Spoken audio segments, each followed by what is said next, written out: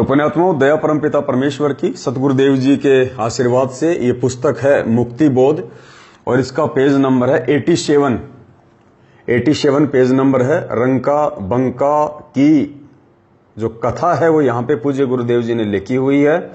ध्यान से सुनने का आप जी प्रयास कीजिए, क्योंकि परमपिता परमेश्वर सतगुरु रामपाल जी भगवान चाहते हैं कि हम सभी आत्माओं की जो सुरती है वो उनके चरण कमल में लगे, और सुरती को अपने चरण कमल में लगाने के लिए आवश्यक है कि हम परमेश्वर के प्रति दृढ़ हों, विश्वासी हों, समर्पित हों।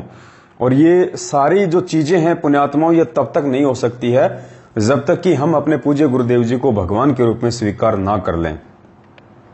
और पूज्य गुरुदेव जी को भगवान के रूप में स्वीकार केवल इस ज्ञान को आधार बना के ही किया जा सकता है। तो सतगुरुदेव जी के आशीर्वाद से अब हम रंका बंका की जो कहानी है, जो कथा है, उसको अब हम भाई बहन पढ़ेंगे और हमने इसका सार निकालना है, इसका निष्कर्ष निकालना है और देखना पुण्यात्माओं अंत में इस कथा का क्या निष्कर्ष निकलेगा। ऐसे ऐसे पॉइंट, ऐसी शिक्षा इस कथा में है जो आज से पहले हमने पूज्य गुरुदेव जी के मुख कमल से नहीं सुनी है, क्योंकि परमात्मा समय अभाव के चलते थोड़ा शॉर्ट में अपने सत्संगों में इन कथा कहानियों का जिक्र कर देते हैं।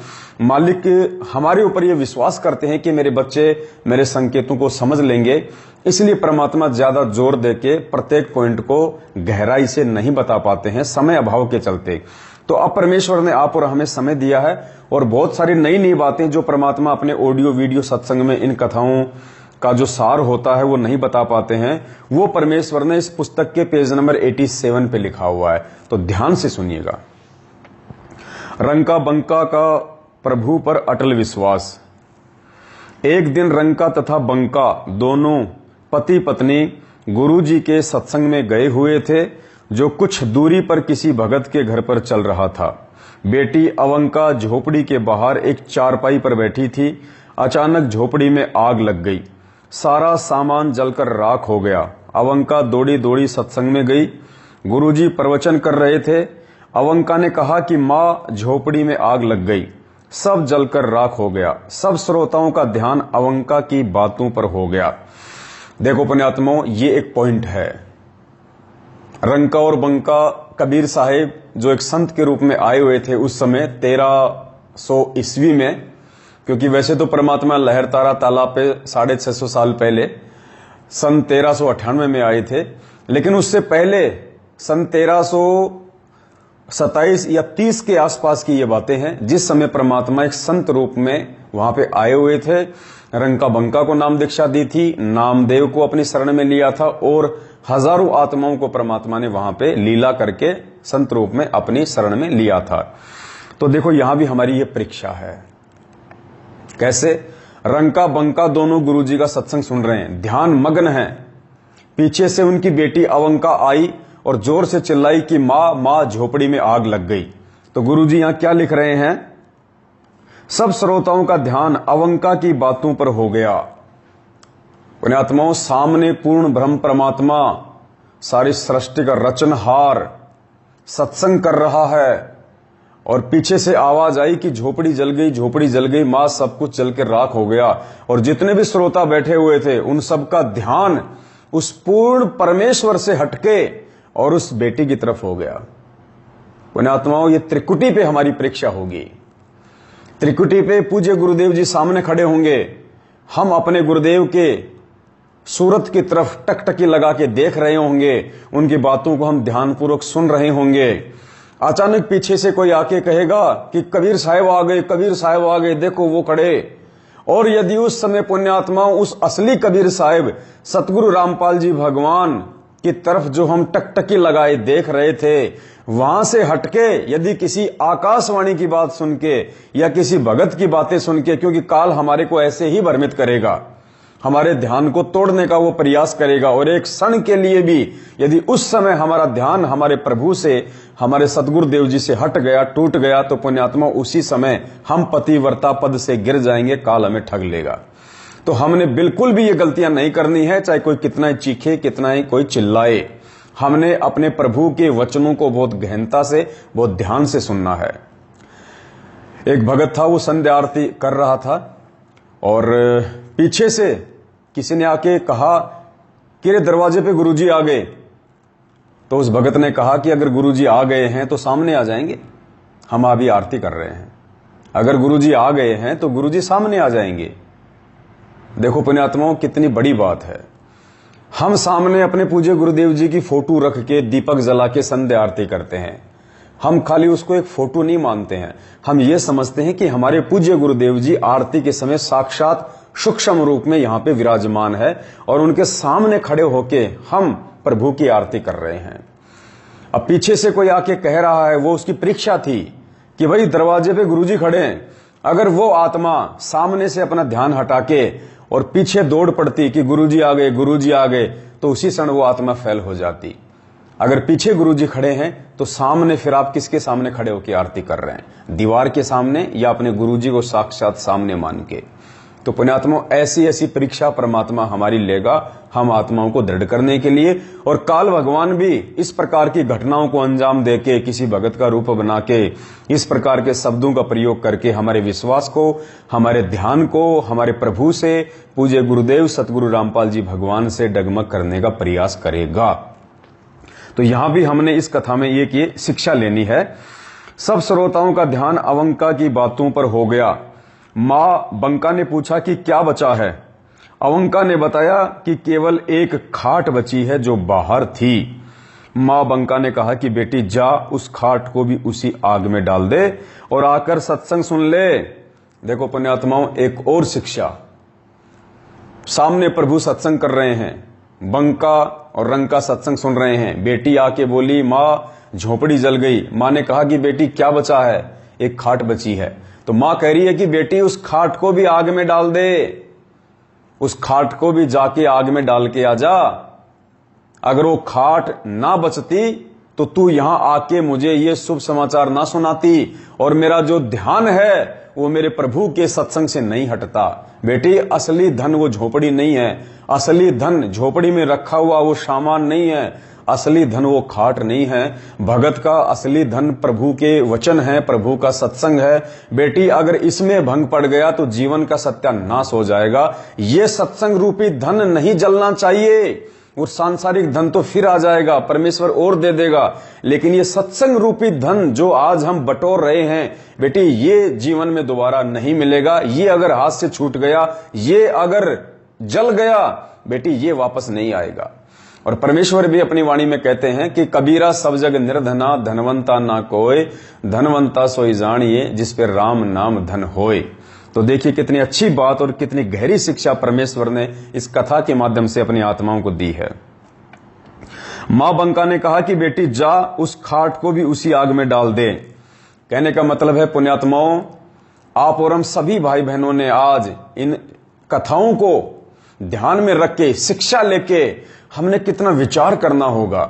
सोचिए कहां रंका बंका अवंका और कहां आज कलयुग की बिचली पीढ़ी वाले हम शिक्षित भाई बहन।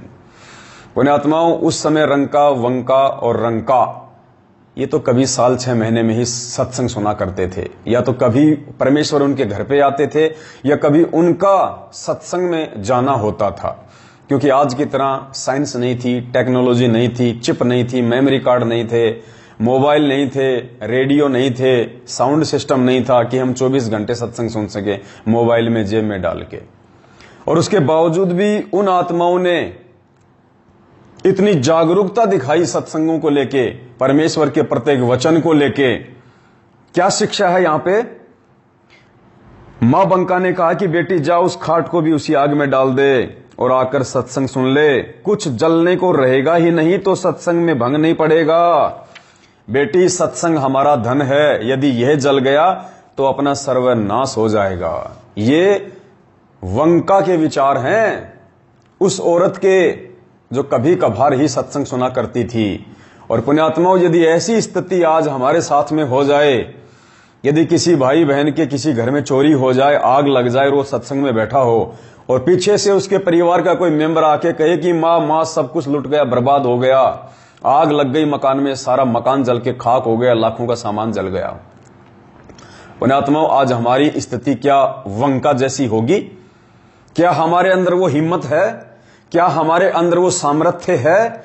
क्या हमारे अंदर अपने पूज्य गुरुदेव जी के ऊपर इतना विश्वास है कि हमारा ध्यान जरा सा भी उन बातों की तरफ ना जाए और हम अपने पूज्य गुरुदेव जी के सत्संगों में वैसे ही और उतने ही मगन होके बैठे रहें जैसे उस घटना से पहले हम बैठे हुए थे।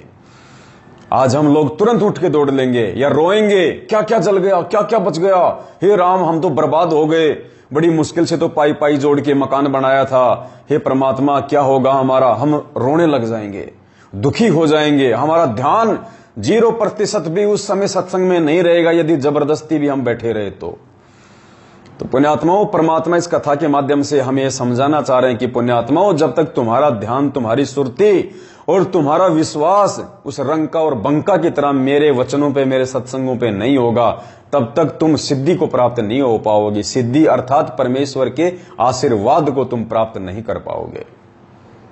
पुण्यात्माओं, इस कदर हमने परमेश्वर के ज्ञान को आधार बना के आगे बढ़ना है। हमारा सबसे बड़ा धन हमारे पूज्य गुरुदेव जी हैं। हमारे पूज्य गुरुदेव जी के अमृत वचन है, उनका आदेश है, और उस आदेश की पालना के चलते, पूज्य गुरुदेव भगवान के वचन पे चलते हुए पुण्यात्माओं, यदि हमारा सर्वनाश भी हो जाए तो भी हमें ये शुक्र मनाना चाहिए कि परमेश्वर आपका आशीर्वाद हमारे साथ बना रहे।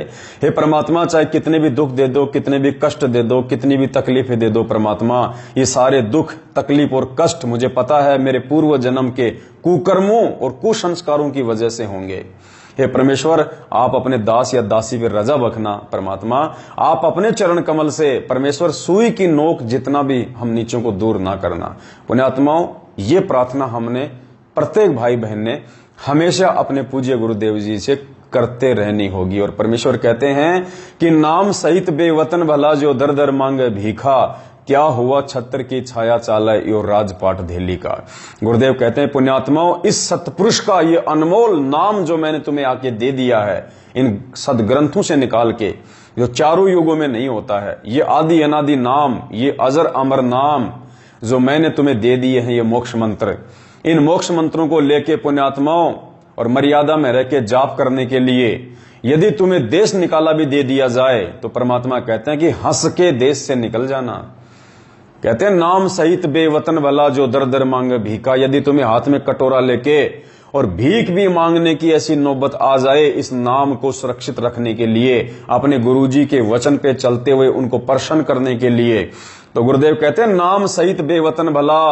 अगर नाम है तो चाहे तुझे बेवतन कर दिया जाए, तुझे देश द्रोह का मुकदमा लगा दिया जाए, तेरे को देश की सीमाओं से बाहर निकाल दिया जाए, कहते हैं नाम सहित बेवतन भला जो दर दर मांगे भीखा। और क्या हुआ छत्र की छाया चाले यो राजपाट धेली का। ये राजाओं का राज, ये तो दो धेली का है, बिना ज्ञान और बिना नाम के अगले जन्म में उसको तो सीधा गधे की योनि में जाना है। और तुम इस नाम के साथ यदि आज दुख भी उठा लोगे, तकलीफ भी उठा लोगे, परेशानियों में भी जी लोगे, तो परमेश्वर कहते हैं पुण्यात्मों, अगला जन्म तुम्हें इस नरक में नहीं दूंगा, तुम्हें सतलोक में बैठा दूंगा, जहां पे तुम राजाओं के राजा बन के रहोगे। तो क्या कहा बंका ने? मां बंका ने कहा कि बेटी जा, उस खाट को भी उसी आग में डाल दे और आकर सत्संग सुन ले, कुछ जलने को रहेगा ही नहीं तो सत्संग में भंग ही नहीं पड़ेगा। बेटी, सत्संग हमारा धन है, यदि यह जल गया तो अपना सर्वनाश हो जाएगा। लड़की वापस गई और उस चारपाई को उठाया और उसी झोपड़ी की आग में डालकर आ गई और सत्संग में बैठ गई। जय हो बंदी छोड़ की। सत्संग के पश्चात अपने ठिकाने पर गए। अब देखना पुण्यात्माओं, फिर एक और गहरी शिक्षा, फिर और गहरी शिक्षा। और सोचिएगा पुण्यात्माओं, यदि उन आत्माओं की जगह हम होते तो हम क्या करते। सत्संग के पश्चात अपने ठिकाने पर गए, वहां एक पेड़ था, उसके नीचे वह सामान जो जलने का नहीं था, जैसे बर्तन, घड़ा आदि आदि रखे थे, उस पेड़ के नीचे बैठकर भजन करने लगे। सत्संग के पश्चात अपने घर पे गए और पुण्यात्माओं उस दुख को, उस हानि को रोने नहीं लगे कि हे भगवान, हम तो सत्संग में भी गए थे, फिर भी पीछे से हमारा ये सर्वनाश क्यों हो गया। हे परमात्मा, क्या आपको मालूम नहीं था, हम तो वैसे ही निर्धन थे, हम गरीब थे।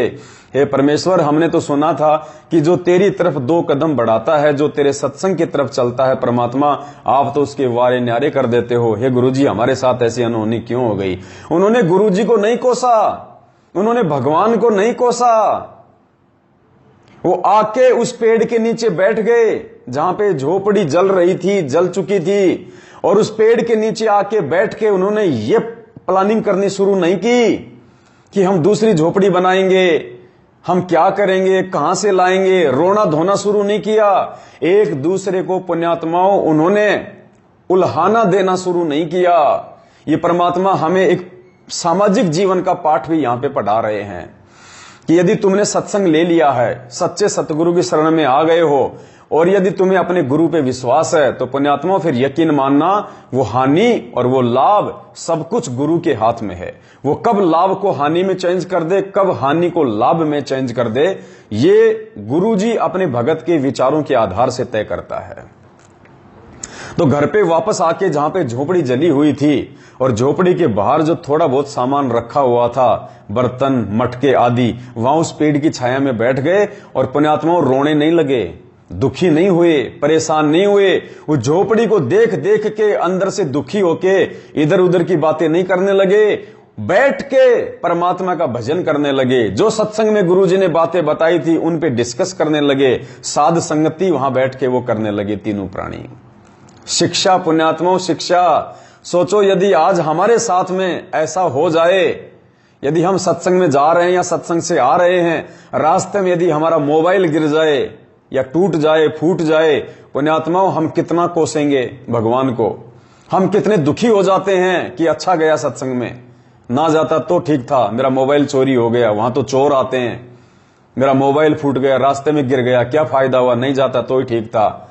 एक छोटे से नुकसान को, जबकि पुण्यात्माओं वो तो उनका तो पूरा का पूरा परिवार जल गया था, पहले से बेचारे वो गरीब थे, एक टूटी फूटी झोपड़ी थी उनके पास में, वो भी जल गई, फिर भी उन्होंने भगवान को नहीं कोसा और ना ही उन्होंने एक दूसरे को उलाहना दिया। परमात्मा हमें एक परिवार में हमें कैसे रहना चाहिए, लाभ हानि के समय, सुख दुख के समय, परमात्मा वो भी हमें यहां पे पाठ पढ़ा रहे हैं कि पुण्यात्मा मेरी शरण में आने के बाद, गुरुदेव कह रहे हैं कि मेरी शरण में आने के बाद अगर तुम्हारे घर में कोई छोटी मोटी हानि भी हो जाती है, कोई परेशानी भी हो जाती है, तो एक दूसरे को दोष नहीं देना चाहिए, वरना वो रंकार बंका आपस में वहां पे वो लड़ पड़ते, झगड़ पड़ते और कहते कि जी क्या जरूरत थी आपको दीपक को जलता हुआ छोड़ने की, सत्संग में जा रहे थे ना, 2 घंटे बाद में लगा देते, आने के बाद लगा देते। क्या आपको मालूम नहीं है झोपड़ी में कितने चूहे हैं, कोई भी चूहा उस बाती को लेके ऊपर चला जाएगा, झोपड़ी में आग लग जाएगी। मैं तुम्हें कितना रोया करती थी, कितना समझाया करती थी, तुम मेरी बात मानते कहां हो। अब देखो जी, ना घर के रहे ना घाट के रहे। एक दूसरे को दोष नहीं दिया उन्होंने, क्योंकि वो समझ चुके थे, परमात्मा के ज्ञान को जान चुके थे, अपने जीवन के मकसद की तरफ वो आगे बढ़ रहे थे और उन्हें पता था कि छोटी छोटी बातों के लिए यदि हम लड़ेंगे झगड़ेंगे तो परमात्मा अंतर्यामी है, गुरुजी अंतर्यामी है, वो 24 घंटे हमें देखते रहते हैं अदृश्य रूप से, सूक्ष्म रूप से। और परमात्मा हमारी इस वार्तालाप से, परमात्मा हम एक दूसरे को हम जो दोष देंगे, यहाँ पे एक दूसरे की हम जो गलतियां निकालेंगे, वो अंतर्यामी परमात्मा जब इतना ज्ञान लेने के बाद हमारी इन बातों को सुनेगा तो वो दुखी होगा। और कहते हैं जिन बातन से गुरु दुख पावे तिन बातों को दूर भगावे। तो पुण्यात्माओं वो मालिक की विशेष आत्मा थी, उन्होंने संयम से काम लिया, उन्होंने धैर्य से काम लिया, क्योंकि गुरुदेव ने हमें जो भक्ति के जो 5 जो लक्षण बताए हैं, शील, संतोष, विवेक, दया, अक्षमा, जब तक हम इन 5 गुणों को अपने अंदर धारण नहीं करेंगे पुण्यात्माओं, हम भगत के भूमिका में पूरी तरह से नहीं बैठ पाएंगे। तो परमेश्वर इस कथा के माध्यम से आप और हमें तैयार करना चाहते हैं, आप और हमें गुरुदेव समझाना चाहते हैं कि पुण्यात्माओं इन कथाओं से शिक्षा लो कि तुमसे पहले तुम्हारे भाई बहन इसी भक्ति को किया करते थे और इस भक्ति पे वो उसी समय सफल हुए जब उन्होंने इस भक्ति को अपने अंदर धारण किया, अपने गुरुदेव के वचनों को अपने अंदर धारण किया और अपने अंतर्यामी परमात्मा को उन्होंने अपनी भक्ति क्रियाओं से, अपनी सोच से, अपनी विचारधारा से, अपनी रहनी करनी से, अपनी बोलचाल से, अपनी सूझबूझ से उन्होंने अपने गुरुदेव को प्रसन्न किया। तब जाके उन आत्माओं का बेड़ा पार हुआ, उन आत्माओं का मोक्ष हुआ। और पुण्यात्माओं हम क्या करते हैं, आज यदि कोई छोटी मोटी कोई तकलीफ, कोई परेशानी भक्ति करते करते यदि हमारे परिवार में आ जाती है तो हम तुरंत एक दूसरे को उल्हाना देना शुरू कर देते हैं, घर में झगड़ा शुरू कर देते हैं।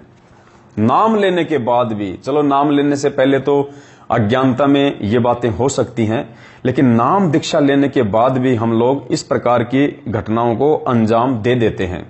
तो पुण्यात्माओं, ये जो कहानी है रंका और बंका की, ये परमेश्वर हमें इसीलिए सुना रहे हैं कि पुण्यात्माओं, अपने व्यावहारिक जीवन में, अपने आध्यात्मिक जीवन में और अपने सामाजिक जीवन में तुम लोगों ने बदलाव लाना होगा, वरना इस भक्ति का कोई फायदा नहीं है। तो देखिए, एक छोटा सा एक सत्संग है जो परमेश्वर ने हमें समझाने के लिए किया हुआ है, और ध्यान से सुनो पुण्यात्माओं। ऐसी बात नहीं है कि परमात्मा इस कहानी में ही ये बातें लिख के हमें समझाना चाह रहे हैं। परमेश्वर ने अपने अनमोल वचनों में पिछले 27 वर्षों से हर प्रकार के सत्संग करके हम जीव आत्माओं को आगाह किया है, हमारे को चेताया है कि पुण्यात्माओं भगत बनो। अगर भक्ति पे लगे हो तो भगत बनो, और जब तक भगत नहीं बनोगे भगवान को तुम प्यारे नहीं हो सकते। तो हम भगत भाई बहनों ने अपने अपने घर परिवार में भी छोटे मोटे लाभ हानि के समय, दुख और परेशानी के समय हमने चिंतित नहीं होना चाहिए, हमने दुखी नहीं होना चाहिए, एक दूसरे को हमने किसी भी प्रकार से दोष नहीं देना चाहिए, हमने भगवान पे छोड़ देना चाहिए। और यदि किसी से वास्तव में जानबूझ के गलती भी हो जाती है तो हमने आगे के लिए उनको सावधान करना चाहिए कि भाई देखो, इस प्रकार की जो बातें हैं वो हमने थोड़ी सी सावधानी से हमें चलना पड़ेगा, अगर नुकसान होगा तो ऐसे कैसे बात बनेगी। लड़ना झगड़ना नहीं है, दोष नहीं देना एक दूसरे को, मारपीट नहीं करनी है। तो देखो परमात्मा ने क्या समझाया कि नाम दीक्षा लेने के बाद यदि किसी परिवार में लड़ाई है, झगड़ा है, देखो अगर आपने अकेले ने नाम लिया है, आपका जो पति आपके खिलाफ है, आपके सास ससुर आपके खिलाफ है, अन्य परिवार के सदस्य आपके खिलाफ हैं, तो झगड़ा हो सकता है।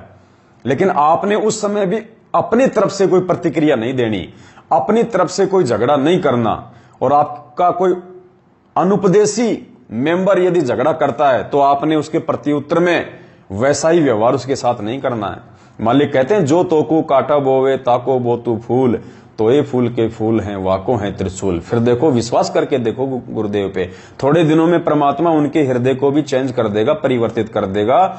वो परिवार के सदस्य हमारे उस व्यवहार को देख के कि हम इसको इतना रोकते हैं, इतना टोकते हैं, इतना झगड़ते हैं, और फिर भी ये कोई प्रतिक्रिया नहीं देता है, पुण्यात्माओं, एक न एक दिन परमात्मा उन अनुपदेशों के अंदर भी सद्भावना का बीज अंकुरित कर देगा और वो लोग आपकी इज्जत करने लगेंगे। और यदि आप नाम दीक्षा लेने के बावजूद भी उनके साथ वैसा ही व्यवहार करोगे तो पुण्यात्माओं वो लोग और ज्यादा बिगड़ेंगे, क्योंकि काल तो ऑलरेडी उनके साथ में है। तो गुरुदेव हमें एक पारिवारिक जीवन में हमारे को किस प्रकार से रहना चाहिए, किस प्रकार से हमारे को जीना चाहिए, वो भी परमात्मा ने हमें शिक्षा दी है। तो देखिए पुण्यात्माओं, ध्यान से गुरु जी के सत्संग सुनिए और विचार कीजिए, क्या आपके परिवार में ऐसा माहौल है? अगर ऐसा माहौल नहीं है तो पुण्यात्माओं हमने उस माहौल को चेंज करना होगा।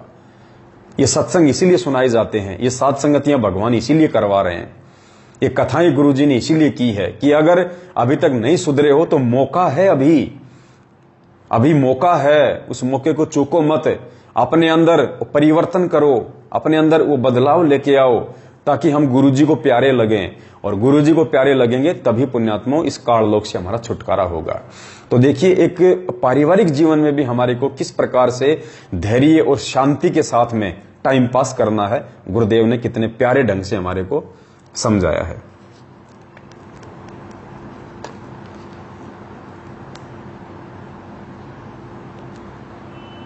पुण्यात्माओं,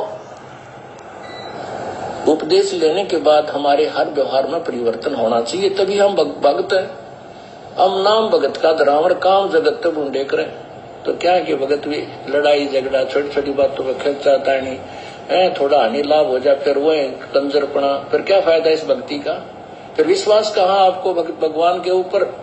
जो परमात्मा करता है, अब जो भी ऑपरेशन होगा मालिक करेगा, आपकी हानि है तो भी हित, और हित तो हित है ही है, आप इतना विश्वास रखना।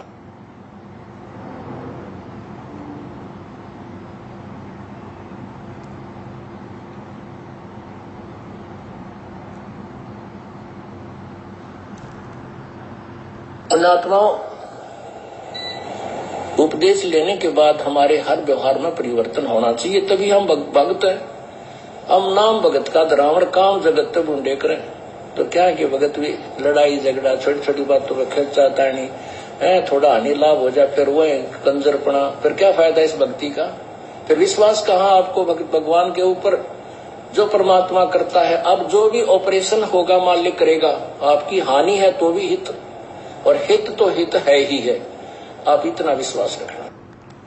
तो गुरुदेव कह रहे हैं कि नाम लेने के बाद भी यदि तुम छोटी मोटी हानि हो जाने पे अपने घर में लड़ाई झगड़ा करोगे, एक दूसरे को दोष दोगे, तो गुरुदेव कहते हैं फिर उस घर में भक्ति नहीं है, वो कंजरपना है।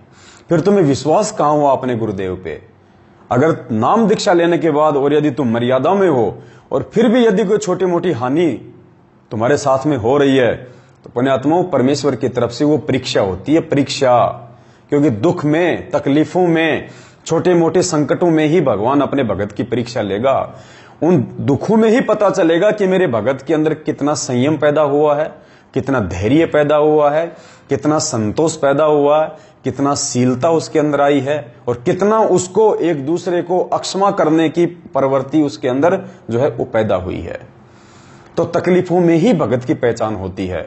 और ज्ञान को आधार ना बना के उन तकलीफों में हम एक दूसरे को दोष देने लग जाते हैं, छोटी छोटी बातों में हम मायूस हो जाते हैं, तो पुण्यात्माओं हमारा परमात्मा हमसे ज्यादा हमसे मायूस हो जाएगा कि इतना ज्ञान देने के बाद अरे इसको मेरे ऊपर विश्वास नहीं है, फिर काहे का भगत है, काहे की ये भक्ति करेगा, काहे का ये सतलोक जाएगा। परमात्मा हमारे से अपना ध्यान हटा देगा। और पुण्यात्माओं जब हम अपना जीवन हमारे गुरुदेव के चरणों में डिवोटी हो चुके हैं, हम डिवोट कर चुके हैं, तो पुण्यात्माओं हमने हर क्रिया से परमात्मा को केवल प्रसन्न करना है, दुखी नहीं करना है। तो देखिए रंका और बंका ने क्या किया, परमात्मा को प्रसन्न किया और हमारे लिए एक एग्जाम्पल बन गए ये महान आत्माएं। और देखना आगे परमात्मा इस कथा का क्या सार बताएंगे पुण्यात्माओं, आंखें खुल जाएंगी हमारी। बेटी सत्संग हमारा धन है, यदि यह जल गया तो अपना सर्वनाश हो जाएगा। लड़की वापस गई और उस चारपाई को उठाया और उसी झोपड़ी की आग में डालकर आ गई और सत्संग में बैठ गई। सत्संग के पश्चात अपने ठिकाने पर गए, वहां एक पेड़ था, उसके नीचे वह सामान जो जलने का नहीं था, जैसे बर्तन घड़ा आदि आदि पड़े थे, उस वृक्ष के नीचे बैठकर भजन करने लगे। उनको पता नहीं चला कि कब सो गए। पुण्यात्माओं परमात्मा की चर्चा करते करते, साध संगति करते करते और भूखे पेट तीनों प्राणी सो गए रात को। वहां जाने के बाद में झोपड़ी की चर्चा नहीं करी, वहां जाने के बाद उन्होंने अपने नुकसान की चिंता नहीं करी, केवल परमात्मा की ही चिंता की, क्योंकि उन्हें मालूम था इस बात का कि परमात्मा ही सारे पूरे करता है, परमात्मा ही दुखों का नाश करता है। हमारे सोचने से, हमारे रोने से, हमारे चीखने से, हमारे चिल्लाने से यदि किसी समस्या का समाधान हो तो भक्ति की आवश्यकता नहीं है, सारे बैठ के रोने लग जाते। अगर रोने से, दुखी होने से, एक दूसरे को दोष देने से अगर किसी चीज का समाधान निकले, तो हानि यदि लाभ में चेंज हो जाए रोने से, तो वो रोने लग जाते। लेकिन उनको ज्ञान था कि ये परमात्मा की मेहर है, परमात्मा की रजा है, इसमें भी हमारा भला है। वरना भक्ति लेने के बाद, सच्चे सतगुरु की शरण में आने के बाद भगत को कांटा भी नहीं लग सकता। और यदि कांटा लगता है तो उन आत्माओं को ज्ञान था अपने गुरुदेव की वाणियां कि संत शरण में आने से आई टले बला, जय मस्तक में सूली होवा कांटे में टल जा।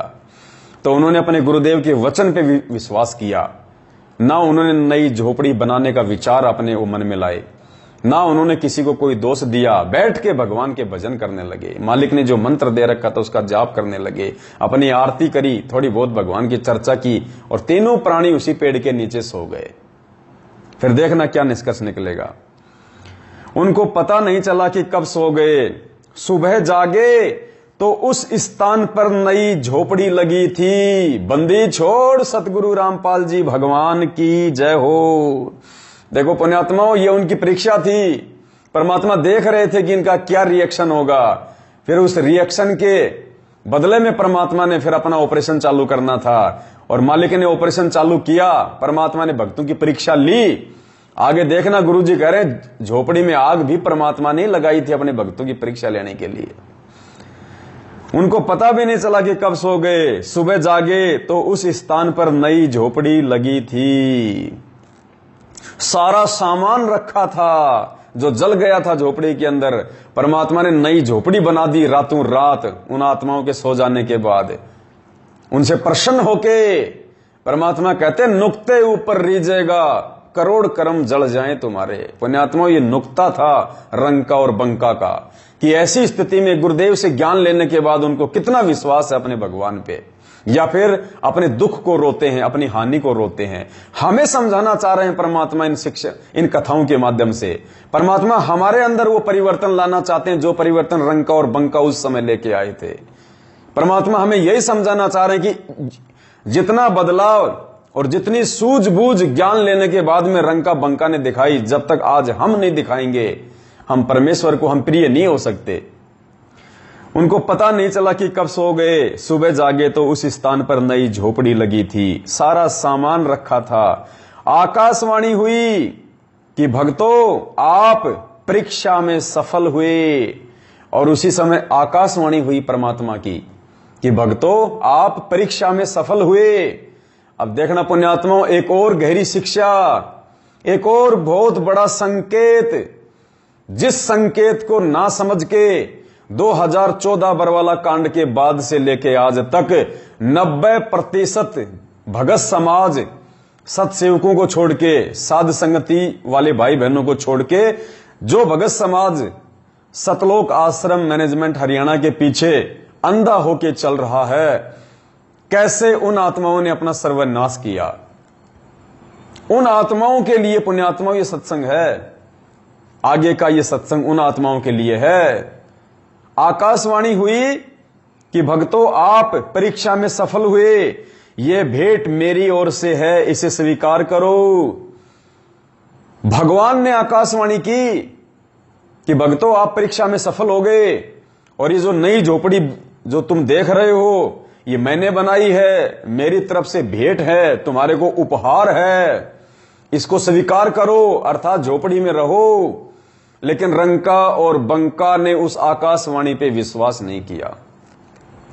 रंका और बंका ने उस आकाशवाणी को सत्य नहीं माना। रंका और बंका ने क्या किया पुण्यात्माओं? सबसे पहले वापस आश्रम में गए और गुरुजी की क्या आज्ञा है उसको जानना चाहा। उस आकाशवाणी के भरोसे नहीं रहे, उस आकाशवाणी के ऊपर वो फिदा नहीं हुए। पुण्यात्माओं, कितनी बड़ी शिक्षा!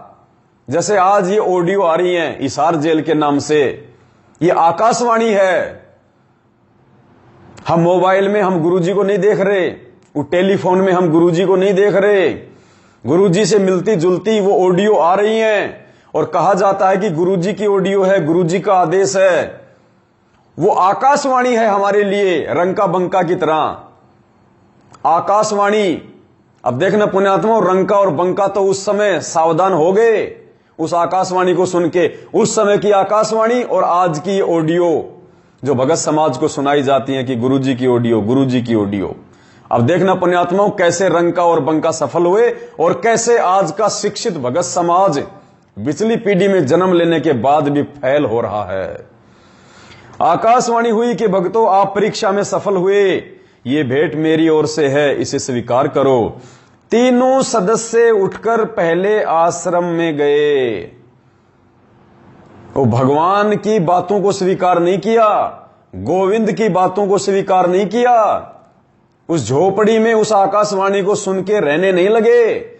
सबसे पहले तीनों उठ के वापस आश्रम में गए और झोपड़ी जलने तथा दोबारा से बनने की घटना बताई तथा कहा कि हे प्रभु, हम तो नामदेव की तरह ही आपको कष्ट दे रहे हैं। हम उसको नसीहत देते थे कि, और आज वही मूर्खता हमने कर दी।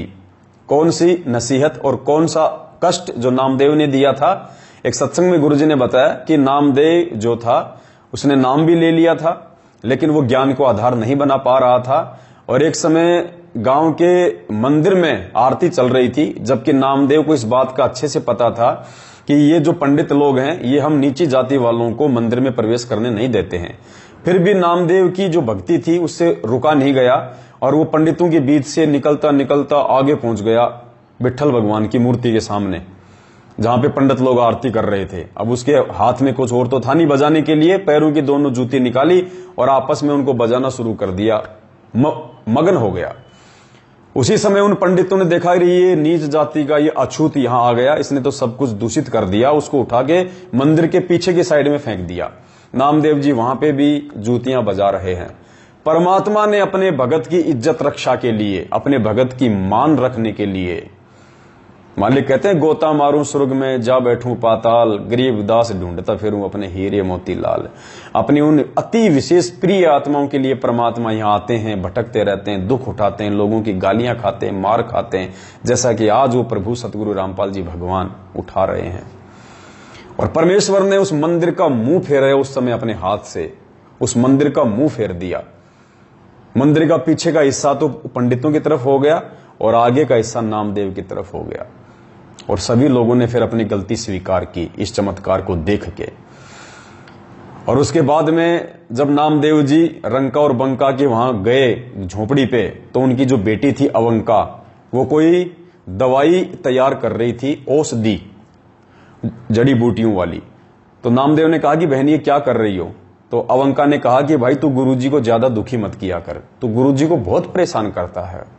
और देख आज गुरुजी के हाथ में कितनी चोट आई है, भाई मैं गुरुजी के लिए ये दवाई तैयार कर रही हूं। भाई नामदेव तू गुरुजी को ज्यादा दुखी मत किया कर, तेरे कारण देख गुरुजी के हाथों में चोट आ गई।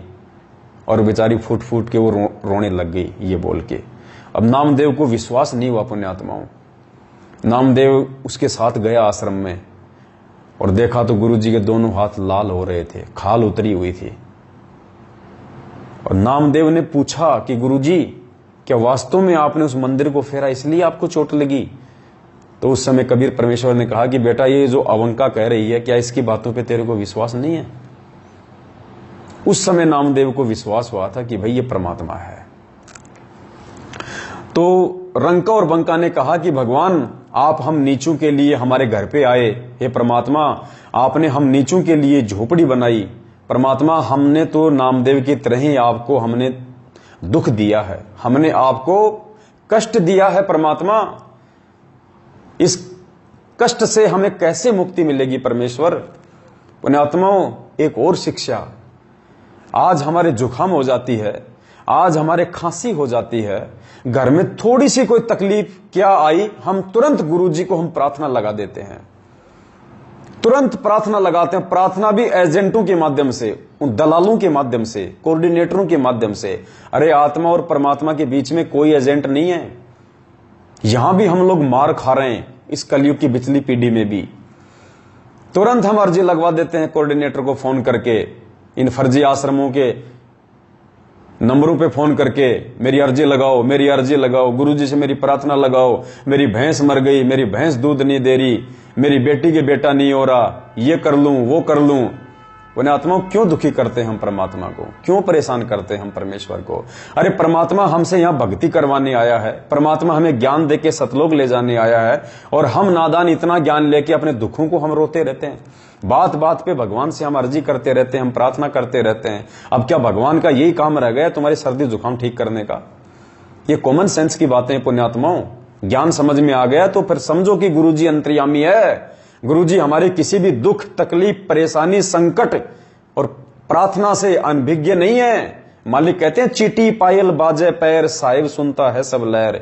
वो साहिब सतगुरु रामपाल जी भगवान अंतर्यामी है। संध्या आरती में आप रोज बोलते हो अंतर्यामी एक तुम आत्म के आधार, जो तुम छोड़ो हाथ तो मोई कौन उतारे पार। हम अपने गुरुजी को अंतर्यामी कहते हैं। तो पुण्यात्माओं यदि गुरु को अंतर्यामी मान लिया तो फिर अंतर्यामी से कोई प्रार्थना नहीं की जाती, उसको सब पता है। अगर भक्ति करेंगे, मर्यादा में रहेंगे तो परमेश्वर समय आने पे अपना काम करेगा। मालिक कहते हैं कल पे कारण कौन है, तू कर सेवा निष्काम, मन इच्छा फल देऊंगा जब पड़ेगा मेरे से काम। तो पुण्यात्माओं हमारा काम है भक्ति करना, और भगवान का काम है भगत की परेशानियों को दूर करना। जब परेशानियां आएंगी तो परमेश्वर संकटों को ऐसे टाल देगा जैसे हवा बादलों को ले जाती है, लेकिन विश्वासी भगत का टालेगा। बात बात पे परमात्मा को दुखी करने वाले के कष्ट वो नहीं टालेगा पुण्यात्माओं। तो हमने विचार करना चाहिए यहां पे।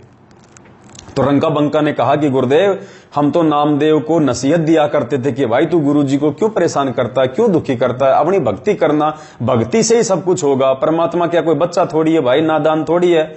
जब तेरे ऊपर कोई आपत्ति आएगी, संकट आएगा, तो गुरुजी कौन से दूर हैं? मालिक तो अपने साथ में खड़े हैं। गुरुजी कहते हैं, जैतू चाले एक कदम मैं चालू कदम 60, जैतू हो जा काट का मैं हो जाऊं लोहे की लाट। तो कह रहे कि गुरुजी हम तो व्यर्थ में नामदेव को ही नसीहत दिया करते थे, उसको सलाह दिया करते थे कि गुरुजी को दुखी ना किया कर, और हे परमात्मा हम नीचों के कारण आज आपको हमारी झोपड़ी बनाने के लिए आना पड़ा, आपको कष्ट उठाना पड़ा, परमात्मा हमें माफ करो। तो ये उन्होंने जाके आश्रम में प्रार्थना की। और स्पेशली वो गए किस लिए थे? जो आकाशवाणी हुई थी गोविंद की, भगवान की जो आकाशवाणी हुई थी, उन्होंने उस आकाशवाणी को सत्य ना माना।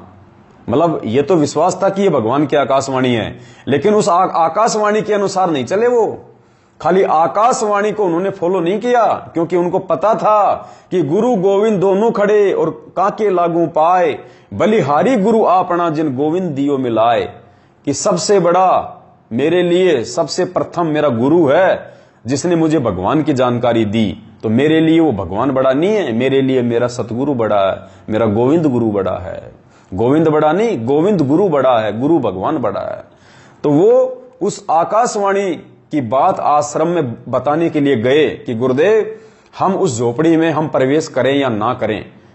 तो पुण्यात्माओं देख लो, आज ये फर्जी ऑडियो आती हैं, ये पीले पर्चे आते हैं, ये आकाशवाणी है। कोऑर्डिनेटर कोई आदेश देता है, गुरुजी का जो कलयुगी जो परिवार है वो कोई आदेश देता है, और उस आदेश को हम बिना गुरुजी के सत्यापन के, बिना गुरुजी से पूछे, बिना गुरुजी की आज्ञा के यदि हम उनको फॉलो कर रहे हैं तो हम तो रंका और बंका से बेहद नीचे गिरे हुए इंसान हैं। हम कहां से पार हो जाएंगे? हमसे समझदार तो रंका और बंका थे। आप कहोगे जी हम कैसे पूछें गुरुजी से, गुरुजी तो जेल में है। तो भैया गुरुजी जेल में हैं, लेकिन गुरुजी के जो वचन हैं, गुरुजी का जो ज्ञान है वो तो सबके घरों में है, वो तो आप सबके पास में है। और गुरुजी तो शब्द स्वरूपी हैं। आप गुरुजी को अपनी तरह देह में मत मानो भाई। मालिक कहते हैं देही को सतगुरु कहे, यानी ये जो शरीर जो तुम देख रहे हो अपने गुरुजी का, कहते हैं देही को सतगुरु कहे, यो तो धुंधर ज्ञान, चार दाग आवे नहीं वाको सतगुरु जान। सतगुरु किसको कहते हैं? ना सतगुरु जननी जने जाके माना बाप, पिंड ब्रह्मंड से रहित है ना वहां तीनू ताप। और परमात्मा कहते हैं हाड़ चाम लहूना मेरे, कोई जाने सतनाम उपासी, तारण तरण अभय पद दाता मैं हूं कबीर अविनाशी। तो गुरुदेव हमें समझाने के नालायकों, मैं हाड़मास का नहीं हूं, मुझे अपना जैसा व्यक्ति मत मानो, अपने जैसा मां के गर्भ से जन्म लेके आया हुआ रामपाल मत मानो। गरीबदास जी ने 300 साल पहले कह दिया था कि गुरु को मानुष जानते ते नर कहिए अंध, ओवे दुखी संसार में फिर आ गए यम के फंद। कि अपने गुरुजी को अपने जैसा मानुष मत मान लेना, वो मानुष बन के आएगा, उसकी मजबूरी है तुम्हें ज्ञान समझाने के लिए। अगर गुरुजी हमारे जैसे मानुष बन के ना आए तो बताओ, हम कोई गाय की भाषा थोड़ी जानते हैं, हम कोई शेर की भाषा थोड़ी जानते हैं। गुरुजी सत्संग सुनाने के लिए हमारे जैसे ही बन के आएंगे, हमारी ही भाषा बोलेंगे। तो गुरुजी की मजबूरी है हम नीचों को ये ज्ञान समझाने के लिए हमारे जैसा बन के आना, लेकिन वो हमारे जैसे नहीं है, वो विदेह हैं, वो देही में नहीं है, वो विदेह हैं। पुण्यात्माओं, देह और विदेह का परमात्मा ने बहुत अच्छे से अंतर स्पष्ट करके बताया है। हम यही तो धोखा खा रहे हैं। 650 साल पहले भी हमने यही धोखा खाया था, धर्मदास की तरह। हमने अपने गुरुजी को अपने जैसा मान लिया। धर्मदास जी ने कहा कि परमात्मा तुम कहो विदेही और मुझे दिखाई देते हो तुम देही। तुम कहते हो कि मैं तो विदेह हूं धर्मदास, मैं तेरी तरह हाड़मास का नहीं हूं, और गुरुजी आप मुझे दिखाई दे रहे हो मेरे जैसे। क्योंकि पुण्यात्मा ज्ञान नहीं था उस समय, परमात्मा ने मूल ज्ञान नहीं दिया था उस समय, छुपा के रखना था। आज ये पिटारा खोलना था भगवान ने। तो जो धोखा धर्मदास जी जैसी आत्मा ने खा लिया वो आज हमने नहीं खाना है। यही शिक्षा ये कथाएं दे रही हैं, यही ज्ञान आज आके गुरुजी बता रहे हैं। अब देह विदेह क्या होती है पुण्यात्माओं? दिखने को तो गुरुजी हमारे जैसे दिखाई दे रहे हैं, लेकिन वो विदेह हैं। देह होते हुए वे विदेह हैं। कैसे? जैसे हम किसी नाई की दुकान पे जाते हैं सेविंग करवाने के लिए, और नाई की दुकान पे हम गए, हम वहां पे चेयर पे बैठ गए, और जैसे दास आपको इस मोबाइल में दास आपको दिखाई दे रहा है। अब क्या होगा पुण्यात्माओं? नाई उसके बाल काटेगा। अब बाल काटेगा तो वो कैंची चलती हुई बाल काटते हुए शीशे में भी दिखाई देंगे, वो बाल नीचे गिरते हुए शीशे में भी दिखाई देंगे, बातचीत करते हुए नाई और वो जो आदमी है दोनों दिखाई देंगे। और अगर किसी कारण से उसके यहां पे कैंची से या ब्लेड से यदि वो कट लग गया और खून आ गया, तो पुण्यात्माओं खून के टपके उस आदमी के यहां से नीचे गिरते हुए दिखाई देंगे और शीशे में भी नीचे गिरते हुए दिखाई देंगे। लेकिन बाहर जो आदमी है उसके खून के यदि हाथ लगाया जाएगा तो उसकी उंगली पे लग जाएगा कि देखो ये कट गया। अगर शीशे में जो सेम टू सेम ऐसा ही दिखाई दे रहा है, खून दिखाई दे रहा है, गिरता हुआ दिखाई दे रहा है, लेकिन शीशे में यदि हम उस खून के ऊपर हाथ रखेंगे तो पुण्यात्माओं खून उंगली के नहीं लगेगा, जबकि सेम टू सेम दिखाई दे रहा है। तो यही अंतर है देह में और विदेह में। हमारे गुरुदेव हमारे जैसे ही दिखाई देंगे, हमारे जैसे ही हाड़मास के दिखाई देंगे, हमारी जैसे ही वो क्रिया करते हुए दिखाई देंगे, लेकिन असल में वे विदेह हैं।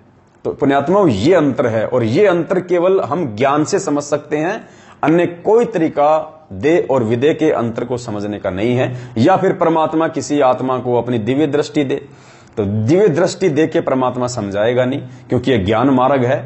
परमात्मा ने हमें अक्सर ज्ञान युक्त किया है, पिछली पीढ़ी में जन्म दिया है, शिक्षा दी है। परमात्मा किसी के साथ भेदभाव नहीं करेगा, समान रूप से परमात्मा ज्ञान से ही सबको समझाएगा। और जो आत्मा ज्ञान को आधार बना के उनको समझ जाएंगी, वही आत्मा इस कलयुग की पिछली पीढ़ी में सतगुरु रामपाल जी भगवान के रहते सहते मोक्ष प्राप्त करने के अधिकारी हैं, अन्यथा हम रह जाएंगे। और हम वो मोक्ष प्राप्त करें, इसके लिए भगवान ने हमें ये साध संगतियां दी हैं, ये विशेष मेहर बख्शी है परमात्मा ने, जो भेद निकल के आ रहे हैं साध संगतियों के माध्यम से। हमारे गुरुदेव के ऊपर, हमारे भगवान के ऊपर, हमारे महबूब के ऊपर हमारा विश्वास दिन दोगुना रात चौगुना बढ़ रहा है। हम और ज्यादा दृढ़ और लगन और समर्पण के साथ भक्ति कर रहे हैं। ये साध संगतियों का असर है, परमेश्वर का आशीर्वाद है। मालिक कहते हैं साध संगत से भेद जो पाया, परमेश्वर सतगुरु रामपाल जी भगवान ने सफल बनाया। और एक वाणी में परमात्मा कहते हैं कि गुरु का वचन और साध की संगत, गुरु का वचन यानी सतगुरु रामपाल जी भगवान के सत्संग, उनके वचन, उनके आदेश, और साध की संगत यानी भाई बहन आपस में मिलके, जो साधु भाई बहन आपस में मिलके जो गुरु जी के वचनों पे जो डिस्कस करते हैं, उसको कहते हैं साध संगत। तो परमेश्वर ने दोनों चीजों को समान बताया है और कह रहे हैं कि गुरु का वचन और साध की संगत अजर अमर घर पावे। जब तक ये दोनों चीजें आपको नहीं मिलेंगी, आप सतलोक की प्राप्ति नहीं कर सकते, उस अजर अमर घर की प्राप्ति नहीं कर सकते। तो कहते हैं गुरु का वचन और साध की संगत अजर अमर घर पावे, कहे कबीर सुनो रे गोरख हम सब कोई तत्व लखावे। तो पुण्यात्माओं ये साध संगतियां हमें प्राप्त हैं, सतलोक आश्रम मैनेजमेंट को और उनके पीछे लगी हुई संगत को प्राप्त नहीं है। और जब तक उनको वो प्राप्त नहीं होगा पुण्यात्मा, वो जीव मोक्ष के अधिकारी नहीं बन सकते। इसलिए दास बार बार आप जीव से प्रार्थना करता है कि पुण्यात्मा इस धरती पे सतगुरु रामपाल जी भगवान को प्राप्त करने के लिए, अर्थात सतलोक जाने के लिए, गुरु जी को प्राप्त करने का मतलब है सतलोक जाना, मोक्ष करवाना। गुरु जी तो वैसे सबको मिल चुके हैं, गुरु जी तो जेल में भी लोग रोज मिलते हैं, उन कैदियों को भी मिलते हैं, उन पुलिस वालों को भी मिलते हैं। तो क्या उन्होंने गुरु जी को प्राप्त कर लिया? नहीं। क्या उन्होंने भगवान प्राप्त कर लिया? नहीं। भगवान प्राप्त करने का मतलब गुरुजी ने बताया कि गुरुजी के द्वारा जो भक्ति विधि तुम्हें दी जाती है, उसको संपूर्णतया मर्यादा में रह के निभा के और अंतिम श्वास तक भक्ति करके सतलोक में चले जाना, उसको कहते हैं भगवान प्राप्ति, सतगुरु प्राप्ति। तो पुण्यात्माओं, सतगुरु प्राप्ति का मार्ग ये साध संगति है, दुनिया में और दूसरा कोई तरीका नहीं है। यदि किसी व्यक्ति ने असल में सतगुरु रामपाल जी भगवान के पृथ्वी पे रहते सहते मोक्ष प्राप्त करना है, क्योंकि मोक्ष प्राप्ति का मौका भी गुरु जी के धरती पे रहते सहते है। गुरु जी के जाने के बाद ये मार्ग जरूर चलेगा कई हजार साल तक, लेकिन मोक्ष प्राप्त कोई नहीं करेगा। मोक्ष प्राप्त केवल गुरु जी के रहते सहते होगा। इसका निर्णय आपको आगे देंगे इसी पुस्तक से। तो क्या कहा, उनको पता नहीं चला कि कब सो गए, सुबह जागे तो उस स्थान पर नई झोपड़ी लगी थी, सारा सामान रखा था। आकाशवाणी हुई कि भक्तों आप परीक्षा में सफल हुए, ये भेंट मेरी ओर से है, इसे स्वीकार करो। तीनों सदस्य उठकर पहले आश्रम में गए और झोपड़ी जलने तथा पुनः बनने की घटना बताई तथा कहा कि हे प्रभु, हम तो नामदेव की तरह ही आपको कष्ट दे रहे हैं, हम उसको नसीहत देते थे, आज वही मूर्खता हमने कर दी। सतगुरु जी ने कहा, देखना फिर गुरु जी ने क्या कहा, गुरु जी ने क्या कहा। जब रंका और बंका ने भगवान की भविष्यवाणी को स्वीकार नहीं किया, भगवान के द्वारा दी गई उस भेंट को स्वीकार नहीं किया, और आज हम 14 जून को दाढ़ी मूछ वाले को भगवान मान के काल्पनिक फोटो को कबीर प्रगट दिवस मना रहे हैं, वहां नाक रगड़ रहे हैं, वहां पे अपनी जो है मन्नतें मांग रहे हैं। पुण्यात्मा, धिक्कार है हमारे जीवन पे, धिक्कार यदि हमने भगवान को नहीं पहचाना तो। और कागज के टुकड़े को भगवान मान के हम उसके आगे भीख मांग रहे हैं। क्या मिलेगा हमें? कुछ नहीं मिलेगा सिवाय काल भगवान के। रंका बंका को तो खुद आकाशवाणी करके और भगवान ने कहा था कि झोपड़ी मैंने बनाई, इसमें रहो तुम।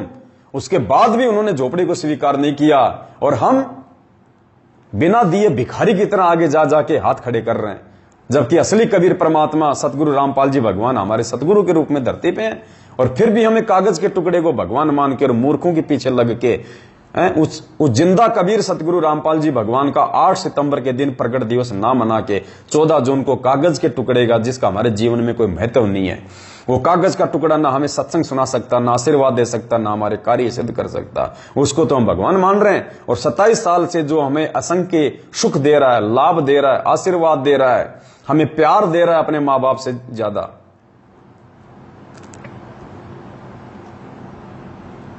उसको पुण्यात्माओं हम भगवान मान रहे हैं। धिक्कार है, धिक्कार। पुण्यात्माओं देखो, तीनों सदस्य उठकर पहले आश्रम में गए और झोपड़ी जलने तथा पुनः बनने की घटना बताई तथा कहा कि हे प्रभु, हम तो नामदेव की तरह ही आपको कष्ट दे रहे हैं। हम उसको नसीहत देते थे, आज वही मूर्खता हमने कर दी। सतगुरु जी ने कहा कि हे भगत परिवार, नामदेव उस समय मर्यादा में रह के भक्ति नहीं कर रहा था, फिर भी उसकी पूर्व जन्म की भक्ति के प्रतिफल में उसके लिए अनहोनी करनी पड़ती थी। आज जो भाई बहन ये कहते हैं ना कि मैनेजमेंट कहां से गलत है, गुरुजी हमें सारे लाभ दे रहे हैं, हमारे सारे काम हमारे सही चल रहे हैं, ठीक चल रहे हैं। देखो परमात्मा ने निष्कर्ष दे दिया यहां पे। रंका बंका को क्या कहा गुरुजी ने? परमात्मा कहते हैं कि हे भगत परिवार, नामदेव उस समय मर्यादा में रह के भक्ति नहीं कर रहा था। कब? जब परमात्मा ने उसके लिए अनहोनी की, परमात्मा ने उसके लिए चमत्कार किया, परमात्मा ने उसके लिए मंदिर का मुंह फेर दिया। उस समय गुरुजी कह रहे हैं कि उस समय भी नामदेव मर्यादा में रह के भक्ति नहीं कर रहा था, फिर भी परमात्मा ने अनहोनी करनी पड़ी, चमत्कार करना पड़ा भगत का। क्यों? नामदेव के पिछले भक्ति संस्कार के चलते। तो इसी प्रकार पुण्यात्मा, आज जिन भाइयों की मैनेजमेंट के साथ रहते रहते भी, क्योंकि मैनेजमेंट की संगति का मतलब है मर्यादा तोड़ना, और मर्यादा टूटने के चलते भी यदि किसी भाई बहन को थोड़े बहुत लाभ मिल रहे हैं, तो पुण्यात्माओं इस गफलत में ना रहना कि भगवान का आशीर्वाद तुम्हारे ऊपर है, गुरुजी तुम पे प्रसन्न है, गुरुजी तुम्हें लाभ दे रहे हैं। नहीं, तुम्हारी बैटरी चार्ज है, थोड़ी बहुत जो भक्ति तुम्हारे पास में जो पहले की जो बची हुई है, या जितने समय तुमने मर्यादा में रह के गुरुजी की भक्ति करी, उसका प्रतिफल तुम्हें मिल रहा है। आने वाले समय में देखना जो कष्ट तुम भोगोगे, अगर साथ संगति से समय रहते नहीं जुड़े, गुरुजी से अपने उन तमाम कुकर्मों की जो तुमने सतलोक आश्रम मैनेजमेंट हरियाणा के साथ में रह के कमाए हैं, उनकी समायाचना नहीं की और साथ संगत से नहीं जुड़े तो, वरना जैसे कोरोना में हजारों मरे तुम्हारे अपने भाई बहन, सारनामी सतनामी तक को नहीं बचाया परमात्मा ने, और सत्सेवकों का परमात्मा ने एक नाखून तक नहीं उतरने दिया। हे भगत परिवार, नामदेव उस समय मर्यादा में रह के भक्ति नहीं कर रहा था, फिर भी उसकी पूर्व जन्म की भक्ति के प्रतिफल में उसके लिए अनहोनी करनी पड़ी, जो मुझे कष्ट होता था। उल्टा तुम गुरुजी को कष्ट देते हो। और पुण्यात्माओं, भगत के साथ परमात्मा अनहोनी उसकी मर्यादाओं में रहने के चलते करता है। फिर देखना, आप मर्यादा में रह के भक्ति कर रहे थे, गुरुजी ने क्या कहा रंका बंका को कि आप मर्यादा में रह के भक्ति कर रहे हो, इसलिए आपकी आस्था परमात्मा में बनाए रखने के लिए अनहोनी की। कौन सी अनहोनी? झोपड़ी लगाने की, झोपड़ी बनाने की। पुण्यात्मा आगे देखना, आंखें खोल देगी ये कथा। आंखें आज छोटी छोटी समस्याओं को लेके, छोटे छोटे दुखों को लेके, छोटी छोटी तकलीफों को लेके हम जो रोने लग जाते हैं, थोड़ी सा संकट क्या आया, हम परिवार में लड़ाई झगड़ा शुरू कर देते हैं। देखना पुण्यात्माओं क्या कह रहा है परमपिता परमात्मा, कितनी बड़ी शिक्षा दे रहे हैं यहां में गुरुदेव। क्या कह रहे हैं परमात्मा? गुरुदेव ने क्या कहा फिर आगे रंका बंका को? आग भी मैंने लगाई थी, आपका दृढ़ निश्चय देखकर झोपड़ी भी मैंने बनाई है।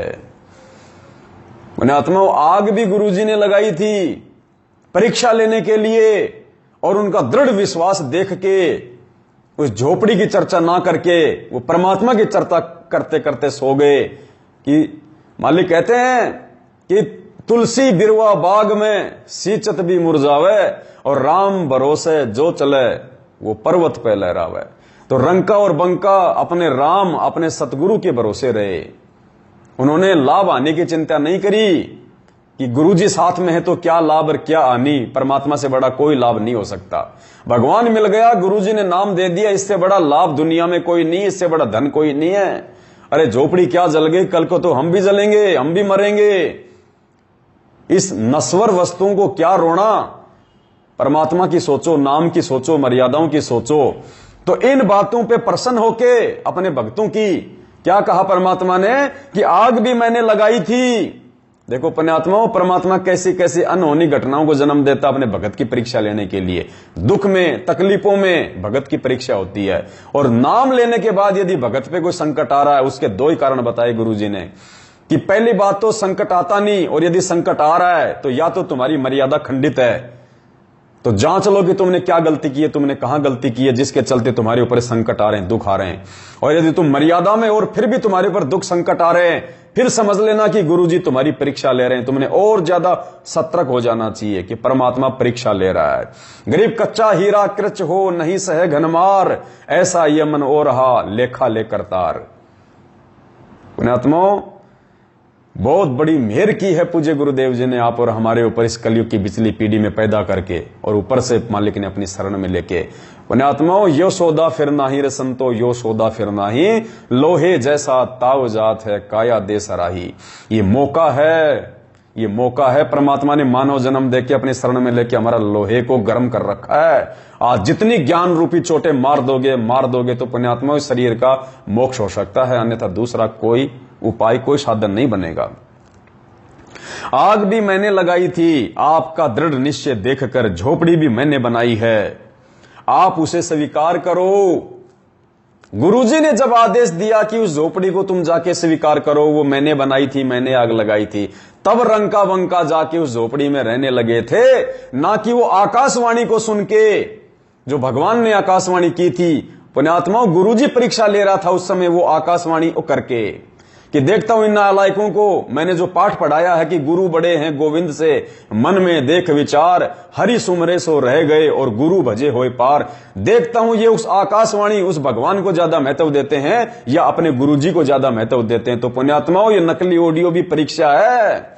देख रहा है वो परमात्मा कि मेरी आवाज से मिलती जुलती नकली ऑडियो को मेरा आदेश मांग के आगे बढ़ते हैं, या मेरे सत्संग रूपी आदेश जो मैंने 27 साल से सीडी में भर दिए, डीवीडी में भर दिए, इन पुस्तकों में भर दिए, हर भगत को मैंने सुनाए। क्या आज मेरी गैर हाजिरी में मेरे बच्चे, मेरे भगत उस नकली ऑडियो को, मेरे से मिलती जुलती आवाज को आदेश मान के आगे बढ़ते हैं, या मेरे सत्संग रूपी वचनों को, मेरे सत्संग रूपी ऑडियो को सत्य मान के आगे बढ़ते हैं? और पुण्यात्माओं, 90% भगत समाज उन फर्जी ऑडियो को सतलोक आश्रम मैनेजमेंट हरियाणा के द्वारा जो भेजी जा रही हैं, वो पीले पर्चे वो आकाशवाणी है, वो ऑडियो वो आकाशवाणी है, कोऑर्डिनेटर का आदेश आकाशवाणी है, गुरुजी के परिवार वालों का आदेश आकाशवाणी है। एक सच्चे और ज्ञानी भगत को वो कभी जिंदगी में स्वीकार नहीं हो सकती जब तक कि वो उन बातों की तसल्ली, उनका सत्यापन या तो साक्षात अपने गुरुजी से जाके ना कर ले, या गुरुजी के द्वारा दिए गए सत्संगों से मेल ना कर ले, तब तक उन चीजों को हम स्वीकार नहीं कर सकते। और इसी के चलते आज 90% भगत समाज मर्यादाओं से दूर है, परमात्मा से दूर है। समय रहते भगवान ने सात संगतियां शुरू करवाई, अपने सत्सेवक बच्चों को ज्ञान आधार से संभाल लिया, जो आज निरंतर अपने आत्मिक उत्थान की ओर आगे बढ़ रहे हैं। आग भी मैंने लगाई थी, आपका दृढ़ निश्चय देखकर झोपड़ी भी मैंने बनाई है, आप उसे स्वीकार करें। परमात्मा की महिमा भगत समाज में बनाए रखने के लिए ये चमत्कार देकर भगवान की पहचान करवाना अनिवार्य है। आपकी झोपड़ी जीर्ण शीर्ण थी। अब देखना पुण्यात्माओं, एक और गहरी शिक्षा। पुण्यात्माओं, ये बंदी छोड़ साक्षात सतगुरु रामपाल जी भगवान के रूप में धरती पे प्रकट है, और ये गहरा रहस्य, ये राज, ये परमात्मा ही पुण्यात्माओं दया करके इन पुस्तकों में लिखते हैं, और परमेश्वर फिर अपनी आत्माओं पे दया करके इन सार को समझाने की मेहर बख्शते हैं। गुरुजी कहते हैं सब सुमरे अपने अनुमाना तो गति लखी न जाए, कहे कबीर कृपया कर जन पर ज्यों की त्यों समझाए। अगर हर भगत अपने अपने स्तर पे गुरुजी के द्वारा लिखित इन पुस्तकों को पढ़ेगा, इनका सार निकालेगा या निकालने का प्रयास करेगा, तो गुरुजी कहते हैं सब सुमरे अपने अनुमाना तो गति लखी न जाए। नहीं समझ पाओगे, नहीं जान पाओगे, फिर कौन जान पाएगा। कहे कबीर कृपया कर जन पर ज्यों की त्यों समझाए। वो कबीर परमेश्वर सतगुरु रामपाल जी भगवान अपने जिस आत्मा पे मेहर बख्शेगा, दया बख्शेगा, जिसका थोड़ा बहुत ज्ञान योग खोलेगा, इन पुस्तकों को समझने और समझाने की दया बख्शेगा, वही आत्मा गुरुदेव के द्वारा लिखित पुस्तकों के सार को समझा सकती है।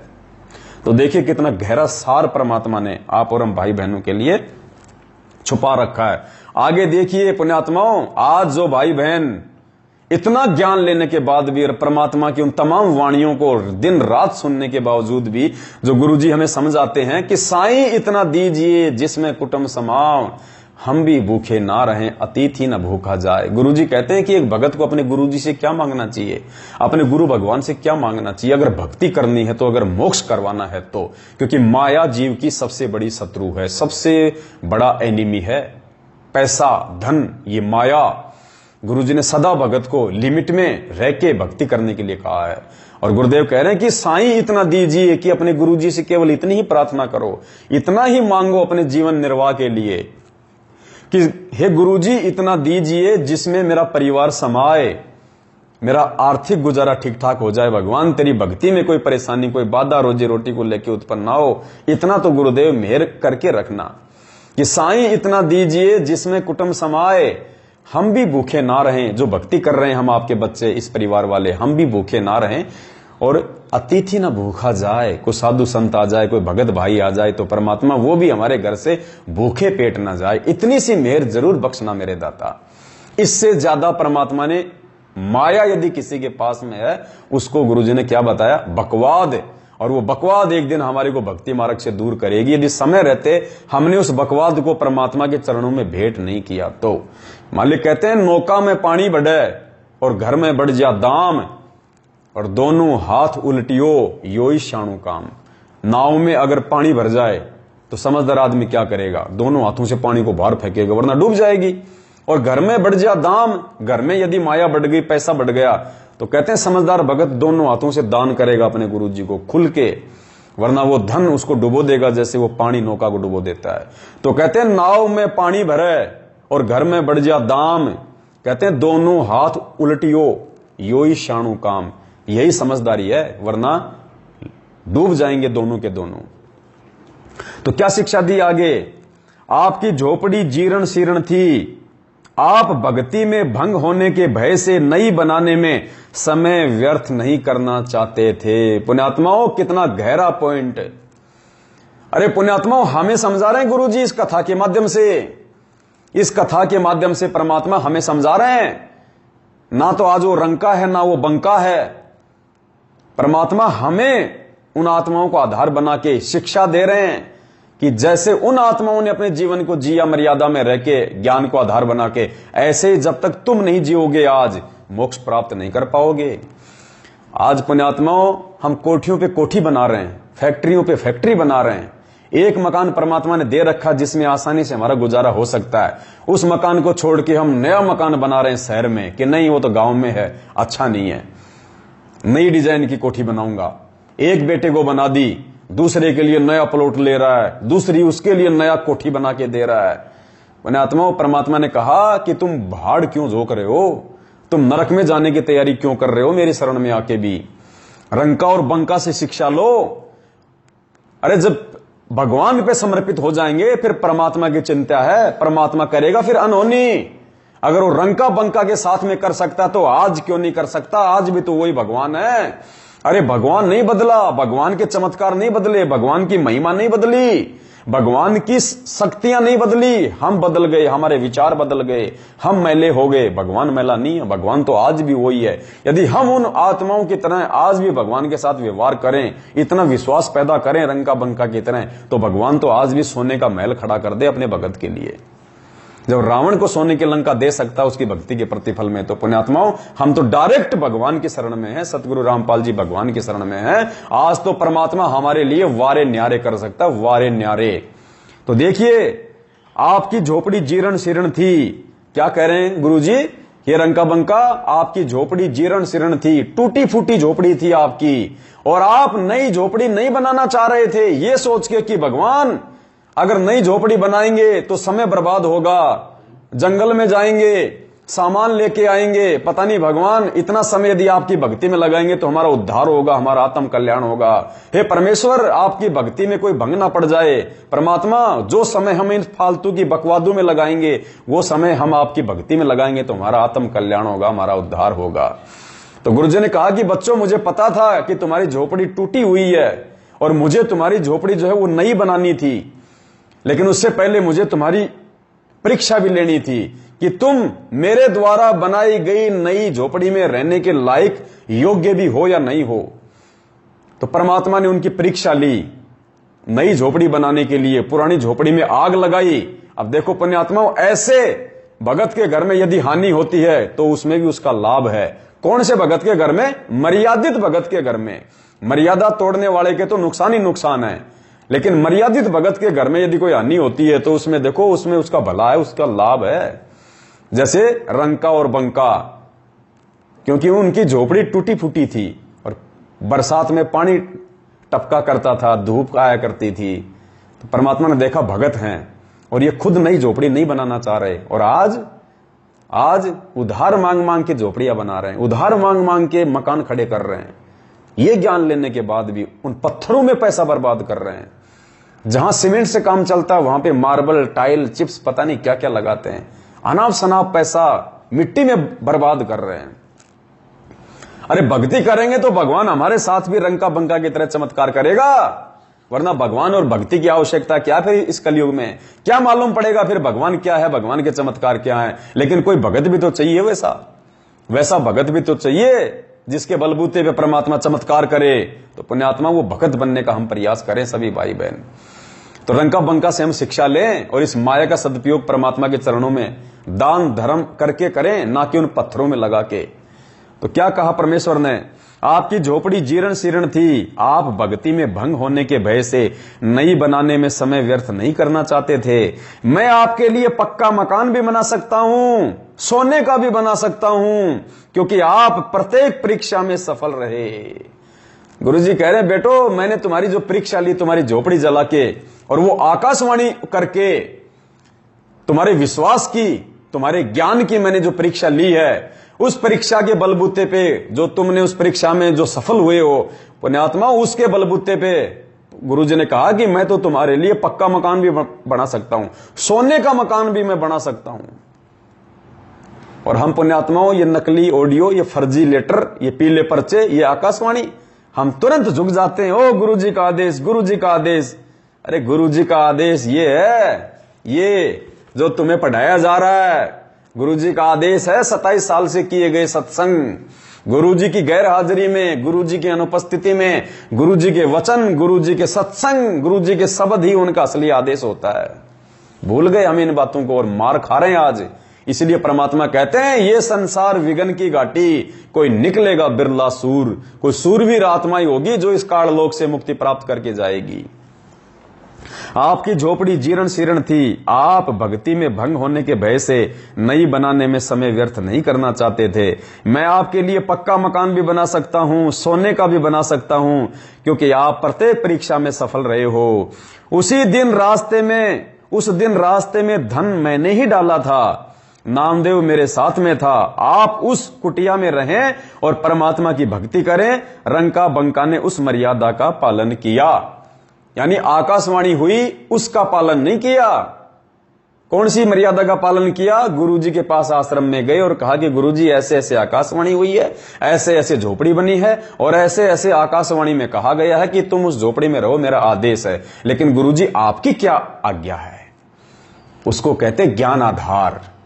इन फर्जी ऑडियो पे नीची गर्दन कर देना, इन पीले पर्चों पे नीची गर्दन कर देना, प्रत्येक उल्टे सीधे आदेश को मान लेना। आज बीजेपी को वोट देना है, आज कांग्रेस को वोट देना है, आज वहां रक्तदान करना, आज वहां दे दान करना है। लुट गई संगत, मर गई संगत, अपने पैर पे खुद कुल्हाड़ी मार दी संगत ने।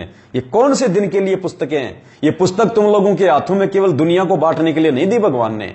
इन पुस्तकों को भगवान इसलिए बनाए कि मेरे बच्चे इनको पढ़ें, इनका निष्कर्ष निकालें और मेरे ज्ञान को आधार बना के चलने। और तुम खुद गुरु जी के ज्ञान पे चलते नहीं और दुनिया को तुम ज्ञान समझाते हो। तो परमात्मा कहते हैं करनी तज कथनी कथ है, यानी खुद तो अमल कर नहीं रहा, दुनिया को पुस्तकें बांट बांट के शिक्षा दे रहा है। तो गुरु जी कहते हैं करनी तज कथनी कथ है, अज्ञानी दिन रात और कुत्ते जू भोकत फिरे सुनी सुनाई बात। खुद पे कोई असर नहीं, कोई अमल नहीं और गुरु जी का उपदेश पूरी दुनिया में बांटता फिर रहा है। गुरु जी कहते हैं वो कुत्ते की योनि में जाएगा। तो ये सिर पे रख रख के पुस्तकें, ये जीने की रार, ये फलानी दिखनी ज्ञान गंगा, तुम खुद तो उस ज्ञान को अपने दिल में उतार नहीं रहे, खुद तो गुरु जी के वचन पे चल नहीं रहे। दुनिया को तुम मैनेजमेंट के मजदूर बन के उनके धार्मिक धंधे को आगे बढ़ाने के लिए तुम पुस्तकें बांट रहे हो। पुण्यात्मा, कुत्ते की योनि में जाने के लक्षण है। ये मैं नहीं कह रहा, परमात्मा का विधान कह रहा है जो तुम्हें दास बता रहा है। मैं आपके लिए पक्का मकान भी बना सकता हूं, सोने का भी बना सकता हूं, क्योंकि आप प्रत्येक परीक्षा में सफल रहे हो। उस दिन रास्ते में धन मैंने ही डाला था। कौन सा धन? नामदेव ने एक दिन कहा कि गुरुजी ये रंका बंका बहुत दुखी हैं, ये निर्धन हैं, थोड़ा बहुत इनको माया दे दो। तो गुरुजी ने कहा कि बेटा ये माया नहीं चाहते ये। नहीं गुरुजी, चाहेंगे क्यों नहीं, क्योंकि नामदेव को ज्ञान नहीं था, वरना उल्टा जवाब ही नहीं करता परमात्मा से। परमात्मा ने भी एक उदाहरण पेश करना था कि भगत हो तो कैसे हो, ज्ञान आधार हो तो क्या हो। तो नामदेव की भी परमात्मा ने आंख खोलनी थी कि बेटा तू कहां खड़ा है, मेरे भगत कहां है, देख। तो उस दिन रंकार बंका अपना रोजाना जंगल से अपनी लकड़ियां काट के लाया करते थे, दोनों पति पत्नी। तो आगे रास्ता था, तो नामदेव और गुरुजी ने क्या किया, रास्ते में जब वो आने लगे तो रास्ते में सोने चांदी के जेवर डाल दिए और खुद एक झाड़ी के पीछे जाके छुप गए दोनों। उधर से रंका बंका आ रहे थे, आगे आगे बंका, पीछे पीछे उसकी पत्नी रंका। अब बंका ने देखा कि भी सोने के जेवर पड़े, वो थोड़ी सी दूरी पे थी, 20-25 मीटर की वो जो है वो दूरी पे थी। तो रंका ने देखा कि आगे तो सोने चांदी के जेवर पड़े, अगर मेरी औरत ने देख लिया और कहीं इसने अपनी नीयत डिगा दी, अगर उठा लिया तो भक्ति बर्बाद कर देगी, भक्ति नष्ट हो जाएगी, नीयत डिगा देगी अपनी। उसने क्या किया, पहले रोड तो होती नहीं थी, कच्चे रास्ते थे, उसने उन पे मिट्टी डालनी शुरू कर दी अपने पैर से। अब पीछे से रंका ने भी देख लिया, वो भी तब तक नजदीक आ चुकी थी। तो रंका क्या बोलती है, पुण्यात्मा इसको कहते हैं ज्ञान आधार। रंका ने कहा जी चलो चलो, क्या मिट्टी पे मिट्टी डाल रहे हो भगत जी, चलो चलो, अपने किस काम की। और दोनों ने उस सोने को अनदेखा करके आगे बढ़ गए। पुण्यात्मा, आज हमारी स्थिति, अरे सोना चांदी तो छोड़ो, अगर 5 रुपए का सिक्का पड़ा हो तो तुरंत जेब में उठा के डाल लेंगे। पुण्यात्मा, ऐसे काल ठगता है। कई भाई कह देते हैं रास्ते में, भगत जी मुझे 100 रुपए मिले, मैं क्या करूं, भाड़ में जा, मैं क्या बताऊं। गुरुजी ने बता रखा है इन कथाओं में, सत्संगों में। अरे वो हमारा धन है क्या? गुरुजी क्या कहते हैं कि पराया धन और पराई औरत पे नजर डालने वाला मेरा भगत नहीं है। पराई औरत और पराया धन ये जहर होने चाहिए मेरे भगत के लिए। पुण्यात्माओं, चाहे 1 लाख रुपए पड़ाओ, चाहे 1 करोड़ रुपए पड़ाओ, चाहे 20 किलो सोना पड़ाओ, हमने तो थूकना भी नहीं उसकी तरफ, उठाना तो बहुत दूर की बात है, वरना काल ठग लेगा। आप समझदारी में उठा लोगे 2 लाख रुपए, और उस पे एड्रेस भी है, आपको ज्ञान भी हो है, चलो यार उस भाई के 2 लाख रुपए आता हूं देके। अरे भाई साहब आपके 2 लाख, आप तो गए अपने आप में बहुत बड़े महान बन के कि मुझे शाबाशी देगा, मैं जाके ये कहूंगा कि मैं संत रामपाल जी का भगत हूं, ईमानदार हूं, देखो आपके पैसे लौटा दिए मैंने। ये काल है, तुम्हारी समझदारी नहीं चलेगी, यहां पे गुरु जी का ज्ञान चलेगा। तुम लेके उसके एड्रेस पे 2 लाख रुपए गए, भाई साहब की बैल दबाई, ट्रन ट्रन, हाँ जी भाई साहब, अरे भाई साहब आपके पैसे, अरे हो भाई साहब, अरे आओ आओ आओ, अरे आप तो महान आत्मा हो। अंदर जाके पैसे खोले कि भाई साहब इसमें तो 5 लाख थे। नहीं भाई साहब मुझे तो 2, अरे भाई साहब 3 और ले। जब 2 लाख मैंने तो 3 लाख कहां गए? अगर किसी ने उठाए होते किसी और ने तो सारे उठाता ना, 2 लाख क्यों छोड़ के जाता? भाई साहब तूने उठाए पैसे, 3 लाख और ला, वरना पुलिस में मुकदमा करूंगा। बन गए दाता, बन गए दानवीर, बन गए आप समझदार। इसलिए परमात्मा ने रंका बंका की कथा सुनाई कि ठोकर मार के चलो आगे, चाहे पूरी दुनिया का धन क्यों ना पड़ाओ। इंद्रदा राज कागदा विष्टा ना भोगा इंद्राणी नु, हमने देखना भी नहीं उसकी तरफ। तो पुण्यात्मा, इस प्रकार से परमात्मा प्रत्येक कथा में देखो, एक छोटी सी रंका बंका की कथा और कितनी गहरी गहरी शिक्षाएं भगवान ने इसमें छोड़ रखी हैं।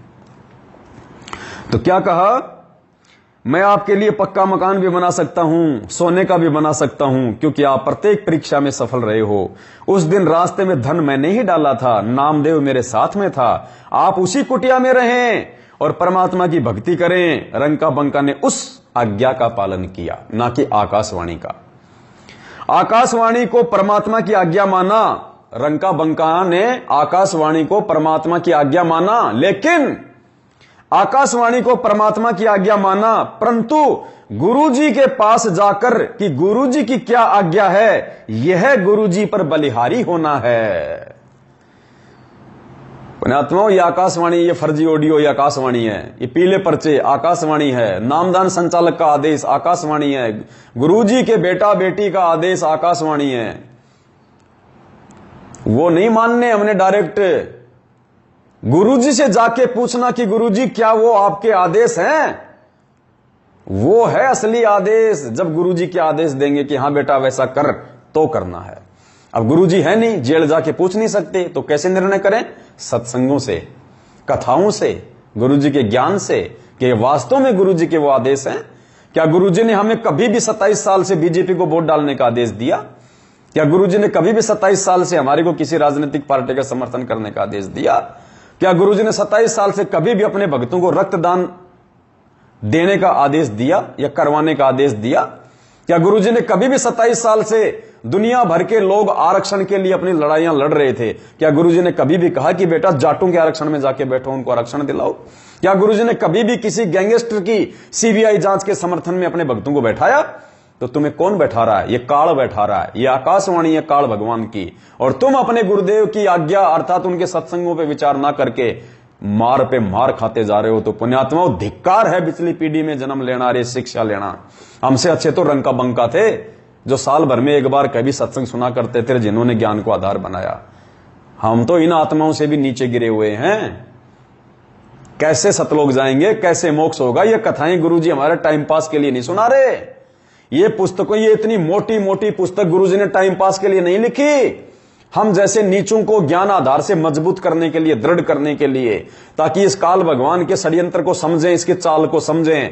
और धरती पे काल भगवान का सबसे बड़ा दुश्मन, काल भगवान का सबसे बड़ा एजेंट ये सतलोक आश्रम मैनेजमेंट हरियाणा है। आपका कोऑर्डिनेटर है, आपका नामदान संचालक है, गुरुदेव के कलयुगी बेटा बेटी है, उनका परिवार है, उनके भाई बंधु हैं।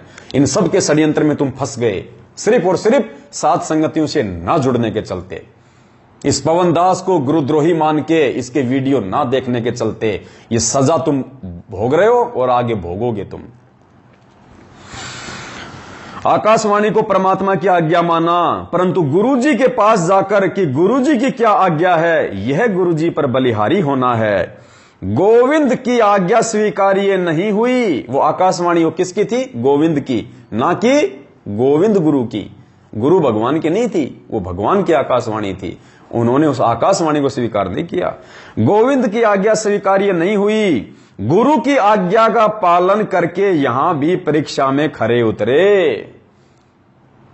गुरुजी के पास जाके पूछा फिर कि गुरुजी क्या वो आकाशवाणी आपकी थी? क्या आपने ऐसा आदेश दिया है? फिर गुरुजी ने कहा कि हां बेटा, मेरी आकाशवाणी थी, मैंने आदेश दिया। तब उन्होंने उस आज्ञा का पालन किया। और तुम क्या कर रहे हो आज? उस गांव के व्यक्तियों ने भगत रंका की कुटियां जलती तथा जलकर राख हुई देखी थी। जब वो सत्संग में गए हुए थे, पीछे से आग लग गई थी, तो पूरे गांव ने उनकी झोपड़ी को जलते हुए देखा था और राख होते हुए देखा था।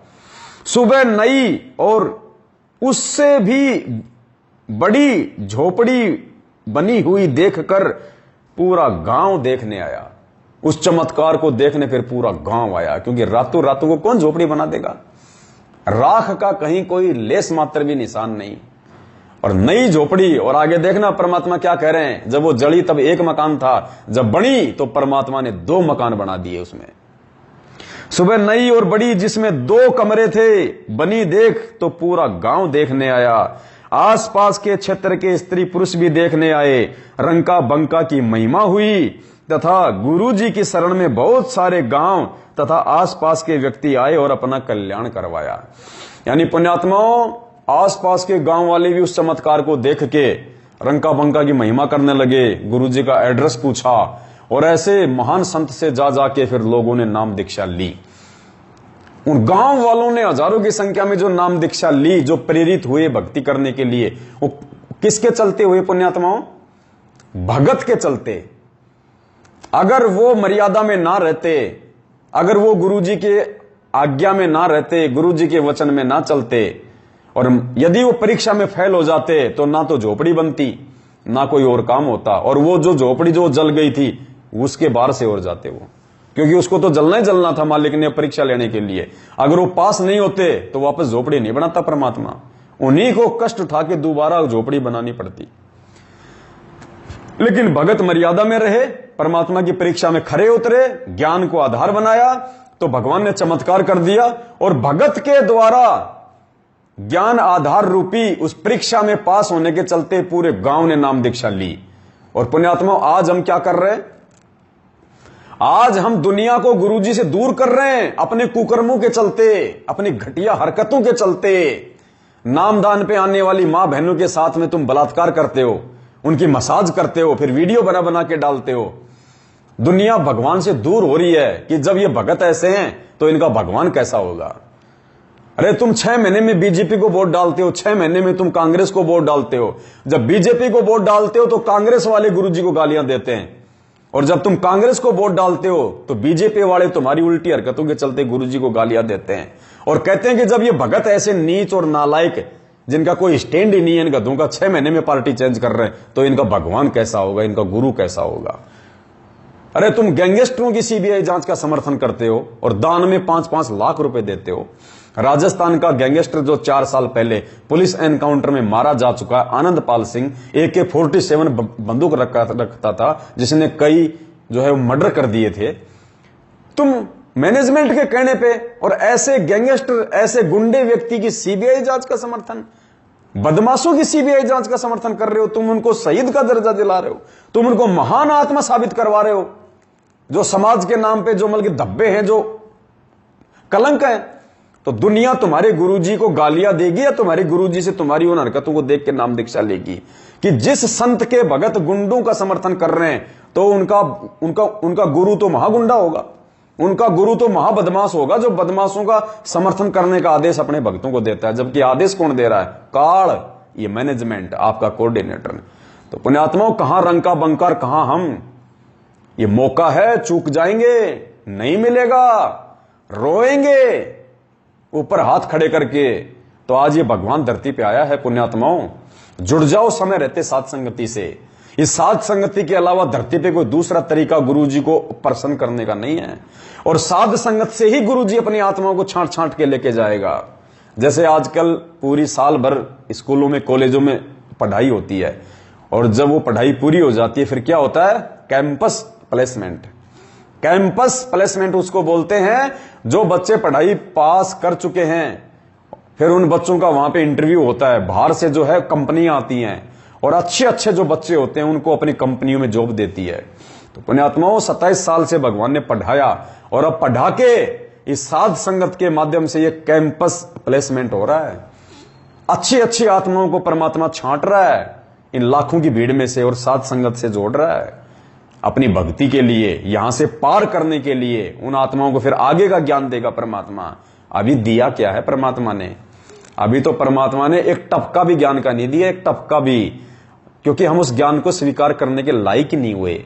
उस अनमोल मूल ज्ञान को तो हम उस समय स्वीकार करने के लायक होंगे जब सबसे पहले तो हम भगवान को पहचान लेंगे, 2 में से 1 को भगवान मान लेंगे, 2 नाव में से 1 नाव की सवारी में आ जाएंगे कि दाढ़ी मूंछ वाला भगवान है या सतगुरु रामपाल जी जो मेरे गुरुजी हैं वो भगवान है। जब तक हम भगवान की पहचान नहीं करेंगे, भक्ति क्या खाक करेंगे, भक्ति क्या खाक चलेगी? हम तो हमेशा दुविधा में रहेंगे, हम तो हमेशा जो है शंका में रहेंगे। काल हमारे को कभी भी आके ठग लेगा, क्योंकि विश्वास हमारा हमारे गुरु पे होना चाहिए, समर्पण हमारा हमारे सतगुरु पे होना चाहिए। और त्रिकुटी पे आ जाएगा दाढ़ी मूंछ का रूप बना के वो काल भगवान। तुम तो फिर आज भी उसी को भगवान मान रहे हो, तो कल को मरने के बाद भी उसी को भगवान मानोगे, रह जाओगे तुम तो। गुरु से ज्यादा आस्था तो तुम्हारी उसमें है, तुम गुरु जी का तो मानव समझ के जन्मदिन मना रहे हो। दाढ़ी मूछ वाले को भगवान मान के तुम उसका प्रगट दिवस मना रहे हो। अभी तो तुम्हारी भक्ति शुरू भी नहीं है। ज्ञान आधार से देखा जाए तो उन भक्तों की तो भक्ति शुरू भी नहीं है जो अपने गुरु जी को मानुष खाली अपना गुरु मानते हैं और एक दाढ़ी मूछ वाली काल्पनिक हाथ से बनाई गई नकली फोटो को कबीर परमात्मा मान के उसको भोग लगाते हैं, उसका प्रगट दिवस मनाते हैं। तो पुण्यात्माओं, ये दाढ़ी मूछ वाली फोटो को, उस काल्पनिक फोटो को जिस रूप में परमात्मा 650 साल पहले आए थे, और वो वास्तविक रूप भी नहीं है क्योंकि हाथ से बनाया हुआ है। उस समय ना ही तो कोई कैमरा था, ना कोई फोटो खींचने का साधन था, वो हाथ से बनाया गया फोटो है जो ओरिजिनल नहीं है। उस फोटो को पुण्यात्मा हम सभी सत्संग भाई बहनों ने, सभी साथ संगत से जुड़े भाई बहनों ने अपने अपने घरों से निकाल दिया है। हमारे घर में सिर्फ हमारे गोविंद गुरु सतगुरु रामपाल जी भगवान का अकेले का फोटो है। हम उन्हीं को भोग लगाते हैं, उन्हीं के सामने आरती करते हैं, उन्हीं को अपना इष्ट मानते हैं, वही हमारे गुरु हैं। तब पुण्यात्मा जाके परमात्मा आगे का ज्ञान देगा, और आगे के ज्ञान के बिना, आगे के सत भक्ति मंत्रों के बिना पुण्यात्मा हमारा मोक्ष नहीं हो सकता। तो दास की प्रार्थना है भाई बहनों, जितना हो सके उतना भाई बहन आपस में मिलके रहें, साथ संगत से ज्यादा भाई बहनों को जोड़ें, उनको सूचना दें, और जगह जगह साथ संगतियां करें, छोटी छोटी साथ संगतियां, आपस में राग द्वेष मन मुटाव को दूर करें। हमें परमात्मा प्राप्त करना है पुण्यात्माओं। आपस में छोटी छोटी बातों को लेकर यदि हम लड़ते झगड़ते रहेंगे, छोटी छोटी बातों के लिए हम यहाँ पे मरते रहेंगे, छोटी छोटी चीजों में अपनी आस्था करके यदि हम यहाँ पे अपना जीवन बर्बाद कर देंगे तो कैसे होगा। हरियाणा के झज्जर से हमारी बहन है सजना दासी, जिसके घर पे हर रविवार साथ संगति होती है। उसने बताया, देखो कहां जीव धोखा खा जाता है, कहां जीव धोखा खा जाता है। साथ संगत से जुड़ के भी बहुत सावधान रहना हमारे को पुण्यात्माओं। उसने बताया कि गुरुजी मेरी आत्मा को ले गए ऊपर सतलोक के लिए, और परमात्मा धर्मराज के दरबार में लेके गए मेरे को। अब धर्मराज के वहां पे जब मेरा लेखा जोखा होने लगा तो धर्मराज ने कहा कि मेरे पास में पेन नहीं है, मेरे पास में पेन नहीं है। तो सजना बहन की जेब में पेन था। देखो परमात्मा परीक्षा लेता है जीव की, नहीं तो पेन डालने की क्या आवश्यकता थी। सजना बहन ने कहा लो जी मेरे पास में पेन। पहली बात तो गुरुजी की आज्ञा के बिना धर्मराज को पेन देने का क्या मतलब।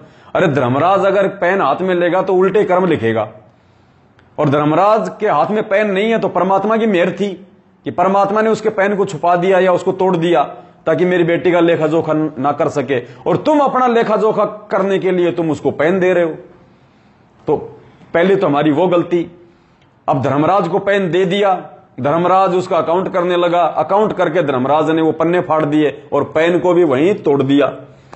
अब तोड़ दिया तो गुरुजी कहा कि बेटा चल हो गया हिसाब किताब, आगे चलते हैं। अब गुरुजी के कहने के बाद में भी बहन ने कहा कि गुरुजी मेरा पेन तो रह गया, वो धर्मराज के पास मेरा पेन, इसने तो गुरुजी मेरा वो पेन ही जो है वो तोड़ दिया। उसी समय फेल हो गई। परमात्मा ने हाथ छोड़ दिया। अरे बोले नालायक, एक पेन के लिए अपनी नीयत डिगा दी, पेन पे मर गई। पुण्यात्माओं समझो, एक पेन में हमारी आस्था नहीं अट रही। इन कार से, इन कोठियों से जाएंगे तब इन बाल बच्चों से कैसे आस्था ठेगी। इसलिए परमात्मा कहते हैं लिमिट में आ जाओ, लिमिट में, ऊपर से नीचे आ जाओ।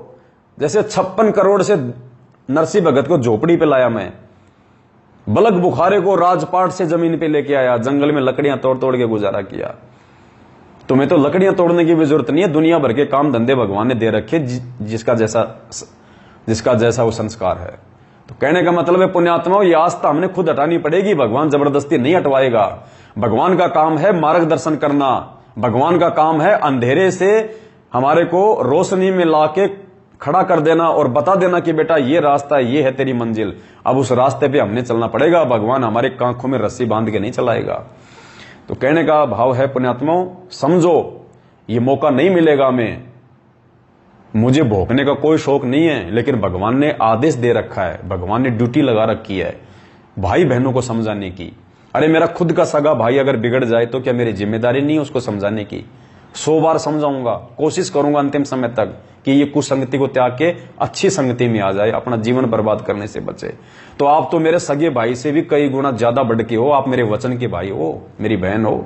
तुम आज मैं आपको क्यों नहीं समझाऊंगा जब मुझे समझ में आ गई। तो मेरे बाप की गैर हाजिरी में क्यों नहीं समझाऊंगा मैं, ये मेरा फर्ज बनता है। वरना कल को वही बाप मुझे थप्पड़ मारेगा कि गधे, जब तुझे समय रहते समझ में आ गई थी और तेरे भाई बहन इस काल प्रेरणा से मैनेजमेंट के पीछे, कोऑर्डिनेटरों के पीछे अपने कर्म फोड़ रहे थे, तो तेरी क्या जिम्मेदारी बनती थी? क्या तेरी जिम्मेदारी नहीं थी कि तू उनको समझाता? मैं क्या मुंह दिखाऊंगा मेरे गुरुजी को उस समय? और पुण्यात्माओं, क्या आप गुरुजी को मुंह दिखाओगे उस समय, जो आज अपने घरों में मैनेजमेंट के भय से हाथों में चूड़ियां पहन के जो बैठे हुए हैं, सच को सच कहने की जिनकी हिम्मत नहीं है? अरे कम से कम विदुर बन जाओ। विदुर, थप्पड़ तो लगेगा, कोई बात नहीं, आने वाले काल के कहर से तो बच जाओगे। विदुर ने सच कहा तो वहीं भरे दरबार में थप्पड़ लगा, उसको गुरुजी ने बताया। लेकिन उसने सच कहा, भले थप्पड़ लगा, आने वाले समय में वो सारे कौरव मरे, वो सब लोग मरे। भीषण, द्रोण, भीष्म पिता, वो द्रोणाचार्य, वो कर्ण, बड़े बड़े महारथी, जरासंध, वो गुरु, वो महात्मा, सब मरे वो, क्योंकि उन्होंने धर्म का साथ नहीं दिया, सच का साथ नहीं दिया। झूठ को झूठ और सच को सच नहीं कहा उन्होंने समय रहते। सबका बक्कल उतरा। और कौन बचा? विदुर बचा, पांडव बचे, जो धर्म के पक्ष में थे। तो ये धर्म का पक्ष, ये साध संगति है। आपने सुना होगा ना भविष्यवाणियों में कि महाभारत के बाद एक और महाभारत होगा। पुण्यात्माओं, ये है वो असली महाभारत, जो दूसरा महाभारत है। ये मैनेजमेंट वर्सेज सत्सेवक, ये साध संगति वर्सेज गुरुजी का परिवार, ये मैनेजमेंट, ये असली महाभारत है। वो दूसरा महाभारत है, ये धर्म की लड़ाई है असल में। वो महाभारत भी वो धर्म की लड़ाई नहीं थी। गुरुजी ने बताया काहे का धर्म, वो तो सीमाओं की लड़ाई थी। राजपाट के लिए वो मर रहे थे, दुनिया मरवा दी उन्होंने। भाई बंटवारे के लिए उन्होंने दुनिया मरवा दी। वो धर्म युद्ध नहीं था। असली धर्म युद्ध आज चल रहा है, आत्माओं के लिए, आत्माओं के उद्धार के लिए। तो अपने आत्माओं, इस धर्म युद्ध से जुड़ के, साथ संगति से जुड़ के अपने भी अच्छे कर्म बनाओ और गुरुजी को भी राजी करो। तो और हमारा अगर गुरु राजी रहेगा तो पोबारा 25 होंगे। और अगर गुरु रूठ गया, ये मैनेजमेंट कल को तुम्हारे को कोई सहायता नहीं देगा। ये ऊपर चलोगे ना, ये मैनेजमेंट काम नहीं आएगा, ये कोऑर्डिनेटर काम नहीं आएगा, ये गधे बन के उल्टे लटके हुए दिखाई देंगे तुम्हें वहां पे, अगर साथ संगति से नहीं जुड़े समय रहते। तो दास की इतनी सी विनती है, साथ संगतियों में आते रहें, परमात्मा के ज्ञान को आधार बना के भक्ति करते रहें। हर संभव हम सभी भाई बहन मिलके अपने जीवन में हम बदलाव लाएं, हम परिवर्तन लाएं और अपने आत्म कल्याण के लिए हम आगे बढ़ें। दास की इतनी विनती है। दास से कोई गलती हुई हो, कोई शाब्दिक कोई त्रुटि हुई हो, दास अपने बंदी छोड़ से आप सभी भाई बहनों से दास समय जो है वो प्रार्थी है। सत साहेब बंदी छोड़, सतगुरु रामपाल जी भगवान की जय हो। सत साहेब।